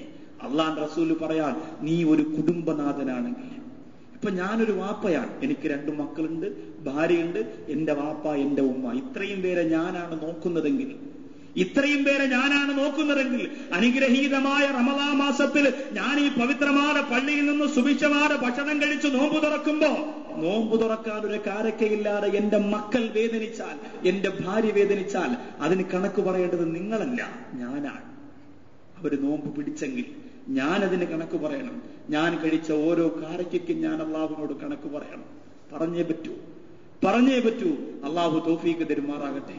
നമ്മള് ഇവിടത്തെ ബഹുമാനപ്പെട്ട ആഫദ് ഉസ്താദ് ഒരു ദിവസം കരഞ്ഞുകൊണ്ട് എന്റെ അടുത്ത് പറയാൻ, കണ്ണ് നിറഞ്ഞു പോയി. ഇങ്ങനെ വെറുതെ ഇരുന്നപ്പോ ഞാൻ ചോദിച്ചെന്താ ദുഃഖമെന്ന് ചോദിച്ചപ്പോൾ പറയാൻ, ഞാൻ ഇവിടെ വളരെ വളരെ സന്തോഷത്തിലാണ്. മാരിവിന് ഭക്ഷണം, മറ്റു കാര്യങ്ങളെല്ലാം ഉണ്ട്. വീട്ടിലെ അവസ്ഥയെക്കുറിച്ച് അറിയാൻ വയ്യ. അപ്പൊ നമുക്കാണെങ്കിൽ ചെറിയങ്കട് വരെ പോയാൽ മതി, ഇല്ലെങ്കിൽ എനിക്ക് വൈഫ് ഹൗസിൽ പോണ കാട്ടാക്കട വരെ പോയാൽ മതി, അവസ്ഥ അറിഞ്ഞ് തിരിച്ചു വരാം. അദ്ദേഹം പറയാൻ, വീട്ടിലെ കാര്യങ്ങൾ എന്തെന്ന് അറിയാൻ വയ്യ, അതുകൊണ്ട് ചിന്തിച്ചതാ. നമ്മൾ ചിന്തിക്കണം. സുഭിക്ഷമായ ഭക്ഷണം ഞാനും നിങ്ങളും കഴിക്കുമ്പോ നമ്മുടെ കീഴിൽ അള്ളാഹു ചോദ്യം ചെയ്യപ്പെടുന്നവരുണ്ട്. ഈ 27-ാം രാവിനെങ്കിലും എന്റെ പൊന്നുമോനെന്ന് വരുമോ എന്ന് പറഞ്ഞ് കാത്തിരിക്കുന്ന എത്രയോ ഉമ്മമാരുണ്ട്, എത്രയോ കൂടപ്പുറപ്പുകളുണ്ട്, കുടുംബക്കാരുണ്ട്. തിരിഞ്ഞു നോക്കാൻ ഇനിയും നമുക്ക് നേരം കിട്ടിയിട്ടില്ല. പല ബന്ധുക്കളെയും കാണാൻ ഇനിയും നമുക്ക് സമയം കിട്ടിയിട്ടില്ല. അള്ളാഹു നമുക്ക് കുടുംബബന്ധം ചേർക്കാൻ തൗഫീഖ് തരുമാറാകട്ടെ. ആരെങ്കിലും പിണങ്ങിയിരിക്കുന്നവരുണ്ടെങ്കിൽ ഇനി നിങ്ങൾക്ക് സമയമില്ല. എല്ലാ പ്രസംഗത്തിലും ഞാൻ പറയാറുണ്ട്, പക്ഷേ ഇനി സമയമില്ല. ഇനി റമളാനിതാ ഞൊടിയിടയിൽ നമ്മളോട് സലാം പറയാം. സലാമു അലൈക്കും എന്ന് പറഞ്ഞ് നമ്മളോട് റമളാൻ സലാം പറഞ്ഞു പോകുമ്പോൾ നമ്മുടെ കൂടപ്പിറപ്പുമായി പിണങ്ങിക്കഴിയുന്ന മനസ്സോടുകൂടി ആ സലാം വെള്ളിയാഴ്ച ഈ ജുമയ്ക്ക് ഇവിടെ വന്ന് സലാം പറഞ്ഞ് കരഞ്ഞുകൊണ്ട് റമളാനിന് വിട പറയുമ്പോൾ കൂടപ്പിറപ്പുമായി പിണങ്ങിയിരിക്കുന്ന മനസ്സ് എനിക്കും നിങ്ങൾക്കും ഉണ്ടാവാൻ പാടില്ല. അള്ളാഹു കാക്കട്ടെ. എന്ത് നഷ്ടം അതിന്റെ പേരിൽ സംഭവിച്ചാൽ ഞാൻ അവന്റെ കരം പിടിച്ചുകൊണ്ട് അസ്സലാമു അലൈക്കും പറയുന്നത് അവൻ വരുന്നത് വരെ ഞാൻ കാത്തിരിക്കുന്നില്ല. ഞാൻ പോയി സലാം പറയുമ്പോൾ അതിന്റെ പേരിൽ എനിക്ക് എന്ത് ക്ഷീണം സംഭവിച്ചാലും, എന്റെ സ്ഥാനം നഷ്ടപ്പെട്ടാലും, ജനങ്ങൾ അങ്ങനെ കളിയാക്കിയാലും പോട്ടെ. അതിന് പകരം അള്ളാഹു എനിക്ക് തരുന്നത് സ്വർഗത്തിന്റെ സുന്ദരമായ ഭവനത്തിന്റെ 1ാമത്തെ പ്രവേശനമാണെങ്കിൽ അതാണ് എനിക്ക് വലുതെന്ന് മനസ്സിലാക്കി ചെന്ന് ആ ബന്ധം പുനഃസ്ഥാപിക്കാൻ നമുക്ക് സാധിക്കണം. ആ ബന്ധം പുനഃസ്ഥാപിക്കാൻ സാധിക്കണം. നീ ഒരു കുടുംബനാഥനാണെങ്കിൽ, നീ ഒരു ഭർത്താവാണെങ്കിൽ, ചില ഭർത്താക്കന്മാരുണ്ട് പള്ളിയിൽ വരും, കാര്യങ്ങളെല്ലാം ക്ലിയർ, പക്ഷേ വീട്ടിൽ ഭാര്യ നോമ്പ് പിടിക്കുന്നുണ്ടോ അറിയില്ല, ഭാര്യ നിസ്കരിക്കുന്നുണ്ടോ അറിയില്ല. അതൊന്നും എനിക്ക് നോക്കേണ്ട കാര്യമില്ല, അത് അവളും അള്ളാഹുവായിട്ടായിക്കോളും എന്ന് പറഞ്ഞും ഒഴിഞ്ഞു മാറാൻ പറ്റില്ല. നിനക്ക് ബാധ്യതയുണ്ട്. നീ പള്ളിയിൽ നിന്ന് പഠിച്ച കാര്യം ഭാര്യയോട് പോയി പറയുന്നതിന് മുമ്പ് മരണപ്പെട്ടാൽ ആ ഇൽമിനെ കുറിച്ച് പോലും അള്ളാഹു നിന്നെ ചോദ്യം ചെയ്യപ്പെടുമെന്നാണ്. നിന്റെ അടുത്ത് ഇത്രയും കാലം കിടന്നുറങ്ങിയ ഭാര്യയ്ക്ക് നീ ആ ഒരു അറിവ് പറഞ്ഞു കൊടുത്തില്ലല്ലോ മണ്ട. എന്തെല്ലാം കാര്യങ്ങൾ ഏത്തിക്കാവിന് വന്ന് നീ പഠിച്ചു. ഒരു വാക്ക് നിന്റെ അടുത്ത് കിടക്കണ ഭാര്യയോട് ഇന്ന ഇന്ന കാര്യങ്ങൾ ഉസ്താദ് പറഞ്ഞു, നമുക്ക് അങ്ങനെ തന്നെ ജീവിച്ചാൽ മതി, പലിശയുമായി ബന്ധപ്പെടണ്ട, നമുക്കിനി ലഹരിയുമായി ബന്ധപ്പെടണ്ട, നമുക്ക് നിസ്കാരം കളാക്കണ്ട, റമദാനിന്റെ രാത്രി നമുക്ക് നശിപ്പിക്കണ്ട എന്ന് പറഞ്ഞ് തീരുമാനമെടുക്കാൻ എത്ര ഭർത്താക്കന്മാർക്ക് സാധിച്ചു? എത്ര വാപ്പമാര് മക്കളെ, ഈ മക്കളൊക്കെ നിങ്ങൾ പറയും അവര് പണം കൊണ്ടുതരും, പൈസ കൊണ്ടുതരും, നമ്മളൊക്കെ രക്ഷപ്പെടുമെന്നൊക്കെ ആവേശത്തോടുകൂടി നിങ്ങൾ പറയാറുണ്ട്. പക്ഷേ പരലോകത്ത് അല്ലാഹുമ്മ ആതിഹിം ദൈഫൈനി മിനൽ അദാബ്, നമുക്ക് കിട്ടുന്നതിന്റെ ഇരട്ടി ശിക്ഷ കൊടുക്കൂ പടച്ചോനെ എന്ന് പറഞ്ഞ ആ മക്കൾ പറയും. ഏത് മക്കളാ? ഞാനും നിങ്ങളും പാല് കൊടുത്ത് പൈസ കൊടുത്ത് വളർത്തിയ നമ്മുടെ പ്രിയപ്പെട്ട മക്കൾ. എന്തുകൊണ്ട്? ഒരൊറ്റ കാരണമേ അതിന്റെ പിന്നിലുള്ളൂ, ഒരേ ഒരു കാരണമേ ഉള്ളൂ. ആ കാരണം എന്തെന്നറിയൂ? ആ കാരണം ഖുർആൻ പഠിപ്പിച്ചില്ല, ഇൽമു പഠിപ്പിച്ചില്ല. ആ ഒരൊറ്റ കാരണമാണ്. അതുണ്ടാവരുത്. മദ്രസ എത്ര വരെയുണ്ടോ അത്രയും വരെ നമ്മൾ മക്കൾ നിർബന്ധമായും പഠിക്കണം. അങ്ങനെയാണ് ഒരു നീതിയുള്ള ഒരു ഭർത്താവായി, നീതിയുള്ള പിതാവായി മാറേണ്ടത്. അല്ലാഹു തൗഫീഖ് തരുമാറാകട്ടെ. ബാക്കി 6 വിഭാഗം ഇൻഷാ അല്ലാഹ് നാളെ പറയും. നാളെ കുറച്ച് വിശദീകരിച്ച് സമയമെടുത്ത് തന്നെ പറഞ്ഞു. നാളെ കറക്റ്റ് 12 മണിക്ക് തന്നെ ഇൻഷാ അല്ലാഹ് ഇവിടെ തന്നെ നസീഹത്ത് തുടങ്ങും. നാളെ പിന്നെ അതിന് വേണ്ടിയിട്ട് നാളെ വേറെ പരിപാടികളൊന്നുമില്ല. സാധാരണ അവസാനത്തെ 10 എല്ലാ പരിപാടി. ഇന്ന് പിന്നെ ഞാൻ പോയത് ഒഴിവാക്കാൻ പറ്റാത്തതുകൊണ്ട് പോയതാ. പാവപ്പെട്ട ഒരു ചെറിയ മസ്ജിദും അതിന്റെ അവര് വിളിക്കുമ്പോൾ പോയില്ലെങ്കിൽ അതിന് മനസ്സനുവദിക്കാത്തത് കൊണ്ട് പോയതാ. അല്ലാതെ വേറൊന്നിനുമില്ല. നിങ്ങൾ വിചാരിക്കണ പോലെ റമളാൻ മാസത്തിൽ ഉസ്താദ് പൈസയ്ക്ക് വേണ്ടി കിടന്നിങ്ങനെ ഓട്. ചില ആൾക്കാർക്ക് അങ്ങനെ ഒരു ധാരണയുണ്ട്. അങ്ങനെയൊന്നും നിങ്ങൾ ആരും ചിന്തിക്കരുത്. എഴുത്തിക്കാവിന് പറഞ്ഞിട്ട് ചിന്തിക്കരുത്. നിങ്ങൾ ഞാനോട്ട് വലിയൊരു ബന്ധമാണ്. അങ്ങനെ ചിന്തിച്ചാൽ നമ്മുടെ മനസ്സുകൾ തമ്മിൽ പിണങ്ങിപ്പോവും. അല്ലാഹു കാക്കട്ടെ. നിങ്ങൾക്ക് എന്റെ കൂടെ ക്ലാസ്സിനൊക്കെ പറഞ്ഞ റമദാനിലെ വനിതാ ക്ലാസ്സും മതപഠന ക്ലാസ്സും 1 രൂപ പ്രതിഫലം വാങ്ങാൻ നടത്തുന്നതാ എന്റെ സഹോദരങ്ങൾ. ഒരുപാട് ദൂര സ്ഥലത്തേക്ക് പോയി ക്ലാസ്സിലേക്ക്. നിങ്ങൾ വിചാരിക്കും ഉസ്താദ് ളുഹറിന് ഇന്നില്ല, അസ്റിന് ഇന്നലെ ഇല്ല, മഗ്‌രിബിനില്ല, ഉസ്താദ് ക്ലാസ്സിനൊക്കെ പോയി. ഉസ്താദ് പൂരെ കാശുണ്ടാക്കാണ്. എനിക്ക് കാശുണ്ടാക്കണമെങ്കിൽ എനിക്ക് പള്ളി ജോലിയിൽ നിന്നിരിക്കേണ്ട. എനിക്കിപ്പോ റമദാനിന്റെ 30 ദിവസവും കോഴിക്കോട് മലപ്പുറത്ത് പ്രസംഗിക്കാം. 30 പള്ളികൾ രാത്രി പ്രസംഗിക്കുക. ഒരു വിഷയം, ഓരോ പള്ളിയിൽ ഓരോ വിഷയം ചെന്ന് പ്രസംഗിച്ച് ഇഷ്ടം പോലെ പൈസ അവർ തരും. പക്ഷെ പൈസ എന്ന് പറയുന്നതുണ്ടല്ലോ, അത് മനുഷ്യനെ നശിപ്പിക്കാൻ ആ പൈസ മാത്രം മതി. ഞാൻ എപ്പോഴും ദുആ ചെയ്യും, പടച്ചോനെ മറക്കണ പൈസ നമുക്ക് തരല്ലേ എന്ന് ഞാനും നിങ്ങളും ദുആ ചെയ്യണം. അല്ലാഹുവേ നിന്നെ മറക്കണ പൈസ എനിക്ക് തരല്ലേ അല്ല. എത്ര തന്നാലും പടച്ചോനെ ഓർമ്മിക്കുന്നുണ്ടെങ്കിൽ അത് ഖൈറാണ്. നോട്ടുകെട്ടുകൾ ഒരുപാടുണ്ടെങ്കിലും ആ നോട്ടുകെട്ടിന്റെ മുകളിലൂടെ ഗാന്ധിത്തല കാണുമ്പോൾ അള്ളാഹെ ഓർക്കാൻ നിനക്ക് സാധിച്ച. എത്ര പൈസ സമ്പാദിക്കുന്നത് ഇസ്ലാമിൽ നിഷിദ്ധമൊന്നുമല്ല. ഉസ്മാൻ ഇബ്നു അഫ്ഫാൻ റളിയല്ലാഹു അൻഹു നല്ല സമ്പന്നനായിരുന്നു. ഏത് പാവപ്പെട്ടവൻ വന്ന് ചോദിച്ചാലും ഉസ്മാൻ ഇബ്നു അഫ്ഫാൻ റളിയല്ലാഹു അൻഹു പറയും, നബിയെ ഞാൻ കൊടുക്കാം നബിയെ, ഞാൻ കൊടുക്കാം, വേറൊരു സഹായം ഞാൻ കൊടുക്കാം നബിയെ. ആദ്യം ഉസ്മാൻ ഇബ്നു അഫ്ഫാനാ കൊടുക്കണേ. ആദ്യം അള്ളാഹ് പണം കൊടുത്തിട്ടുണ്ട്. അപ്പൊ സമ്പന്നന്മാർ, സാമ്പത്തികമുള്ളവർ ഇസ്ലാമിന് അന്യരല്ല. പക്ഷെ അള്ളാഹെ ഓർക്കുന്ന സമ്പന്നൻ, അതൊരു വലിയ ഭാഗ്യമാണ്. അതൊന്നും നമ്മളെ കൊണ്ട് സാധിക്കുമെന്ന് എനിക്ക് തോന്നുന്നില്ല. എന്റെ അവസ്ഥ വെച്ച് നോക്കാം. ഒരുപാട് പൈസ തന്നാൽ ചിലപ്പോ ഇതേപോലെ നിങ്ങൾക്ക് മുന്നിൽ നിന്ന് ഇങ്ങനെ വാതു പറയാൻ ചിലപ്പോ എന്നെ കിട്ടിയെന്ന് വരില്ല. മനസ്സാണ്, മനുഷ്യന്റെ മനസ്സാണ്. അതുകൊണ്ട് പടച്ചോനെ മറക്കണ പണം വേണ്ട. എപ്പോഴും ദുആ ചെയ്യുക. അള്ളാഹ് അങ്ങനെ നമ്മളെ നശിപ്പിക്കത്തൊന്നുമില്ല. നമ്മൾ അങ്ങനെ ദുആ ചെയ്താൽ മതി. ആവശ്യത്തിനുള്ള പൈസ. ജീവിതം എപ്പോഴും ഇറുവിയേ പോകാവൂ. ചെറിയ ഒരു തട്ട്, ചെറിയൊരു മുട്ട്, അങ്ങനെ ഇച്ചിരി പൈസ. അള്ളാഹു നാളെ പട്ടിണിയായി പോകും. അങ്ങനെ ചിന്തിക്കുന്ന ജീവിതമാണ് പടച്ചോന് ഇഷ്ടം. ഇല്ലാതെ എനിക്ക് ആരെ പേടിക്കാം, 5 വർഷത്തേക്ക് പോക്കറ്റ് തിരിപ്പഴ താവ് തോവ് തിരു തട്ടല് തടവ് നുടക്കല് വലിക്കല് തൊഴിക്കല്. ഞാൻ ആരെ പേടിക്കണം? പോക്കറ്റിൽ നിന്ന് പൈസ എടുത്തിട്ട് ഇങ്ങനെ എണ്ണി. ഈ യവന്റെ ജീവിതം പൂജ്യമാണ്. ഇന്നലിക്കുല്ലി ഉമ്മത്തിൻ ഫിത്ന വ ഫിത്നത്തു ഉമ്മത്തി അൽമാൽ. ഈ സമുദായത്തിന് മാത്രം അല്ലാഹു കൊടുത്ത പ്രത്യേകമായ പരീക്ഷണം സെവിയർ അക്യൂട്ട് റെസ്പിറേറ്ററി സാൻഡ്രം എന്ന് പറയുന്ന സാർസ് എന്ന മഹാമാരിയല്ല, ക്യാൻസർ അല്ല, ട്യൂമർ അല്ല, എയ്ഡ്സ് അല്ല, പണമാണ് എന്ന് മുത്തുനബി മുഹമ്മദ് മുസ്തഫ. ഉമർ ഇബ്നുൽ ഖത്താബ് റളിയല്ലാഹു അൻഹു പറഞ്ഞു, ഇന്നലിൽ മാലി ഖറാറത്തുൻ കഖറാറത്തിൽ ഖംർ.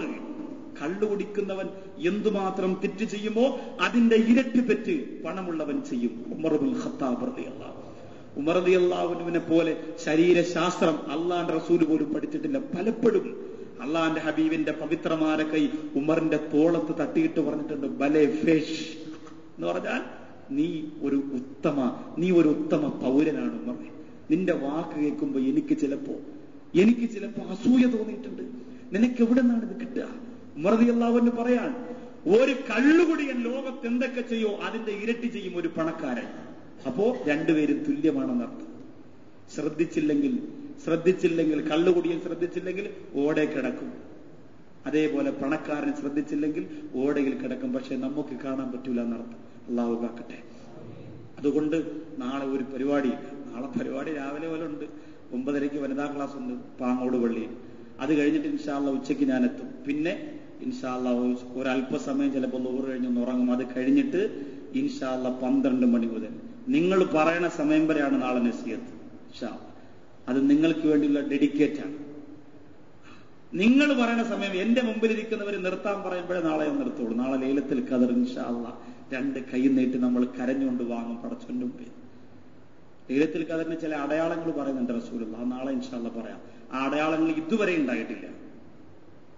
21-ാം രാവ്, 22-ാം രാവ്, 23-ാം രാവ്, 24-ാം രാവ്, 25-ാം രാവ്, 26-ാം രാവ്, ഇത്രയും ദിവസം ഇത്തിക്കാഫിരുന്നിട്ടും ഞാൻ കിതാബിലൂടെ നോക്കിയ ലൈലത്തുൽ ഖദറിന്റെ അടയാളങ്ങൾ ഇന്ന് വരെ ഈ രാത്രി വരെയും വല്ലാഹി ഉണ്ടായിട്ടില്ല. അപ്പൊ പിന്നെ ഇനി 27-ാം രാവല്ലാതെ വേറൊരു രാവ് ലൈലത്തുൽ ഖദർ ഉണ്ടാവാനുമില്ല. കഴിഞ്ഞ വർഷം ആ അടയാളങ്ങൾ ഉണ്ടായത് 21-ാം രാവിലാണ്. ഞാൻ കഴിഞ്ഞ വർഷം തട്ടത്തുലപ്പള്ളി ഇത്തിക്കാഫിരുന്നപ്പോ 21-ാം രാവിൽ ഇബ്നു കസീർ റളിയല്ലാഹു അൻഹു തന്റെ തഫ്സീർ പറഞ്ഞ ലൈലത്തുൽ ഖദറിന്റെ ചില അടയാളങ്ങൾ ദൃശ്യമായ രാത്രി ആ രാത്രിയായിരുന്നു. ഇപ്രാവശ്യം 21-ലും 2-ലും 3-ലും ഒന്നും കണ്ടിട്ടില്ല. നാളത്തെ ഒരൊറ്റ ദിവസം നമുക്കിനി ബാക്കി ലൈലത്തുൽ ഖദർ പ്രതീക്ഷിക്കാനായിട്ടുള്ളൂ. നാളെ അത് നേടണം ഇൻഷാ അല്ലാഹ്. ഇന്ന് നിയ്യത്ത് ചെയ്യണം. നാളെ അത് നേടണം ഇൻഷാ അല്ലാഹ്. അല്ലാഹു തൗഫീഖ് തരട്ടെ. ഇൻഷാ അല്ലാഹ് നാളത്തെ ദിവസം നമ്മൾ നേടുകയാണ്. എല്ലാ ക്ഷീണവും എല്ലാ ബുദ്ധിമുട്ടും മറന്ന് ഉറക്കം അള്ളാഹിന് വേണ്ടി മാറ്റിവെച്ച്, ഉറക്കം പടച്ചവന് വേണ്ടി മാറ്റിവെച്ചിട്ട് നമ്മൾ വളരെ വളരെ ആത്മാർപ്പണ ബോധത്തോടുകൂടി നാളെ പകൽ സമയത്ത് എത്രത്തോളം നിങ്ങൾക്ക് പള്ളിയിൽ ഇരിക്കാതിരിക്കാം എത്രത്തോളം ഇരിക്കണം. ജോലി തിരക്കൊന്നും ഇല്ലെങ്കിൽ വെറുതെ ആവശ്യമില്ലാതെ അവിടെ ഇവിടെ പോയി ഇരിക്കാൻ പറ്റുമെങ്കിൽ റമളാൻ വിട പറയാൻ പോവാണ്. അപ്പൊ അതുകൊണ്ട് ആ സന്തോഷം ഉണ്ടാവണം. ആ വേദനയോടുകൂടി അള്ളാഹിനോട് ദുആ ചെയ്യണം. അള്ളാഹു ബാക്കിയുള്ള കാര്യങ്ങളൊക്കെ ഇൻഷാ അല്ലാഹ് നമുക്ക് നാളെ ചർച്ച ചെയ്യാം. പരലോക വിജയികളിൽ നമ്മെ അള്ളാഹു ഉൾപ്പെടുത്തുമാറാകട്ടെ. ദിക്ർ ചെയ്യാൻ പോകണം. മോൻ കഴിവാനൊന്നും പോകാനുള്ള നേരമില്ല. എല്ലാവരും അടുത്തോട്ടിരുന്നോളൂ. ജദ്ദിദൂ ഈമാനക്കും വനവ്വിറൂ ഖുലൂബക്കും ബിഖൗലി ലാ ഇലാഹ ഇല്ലല്ലാഹു ലാ ഇലാഹ ഇല്ലല്ലാഹു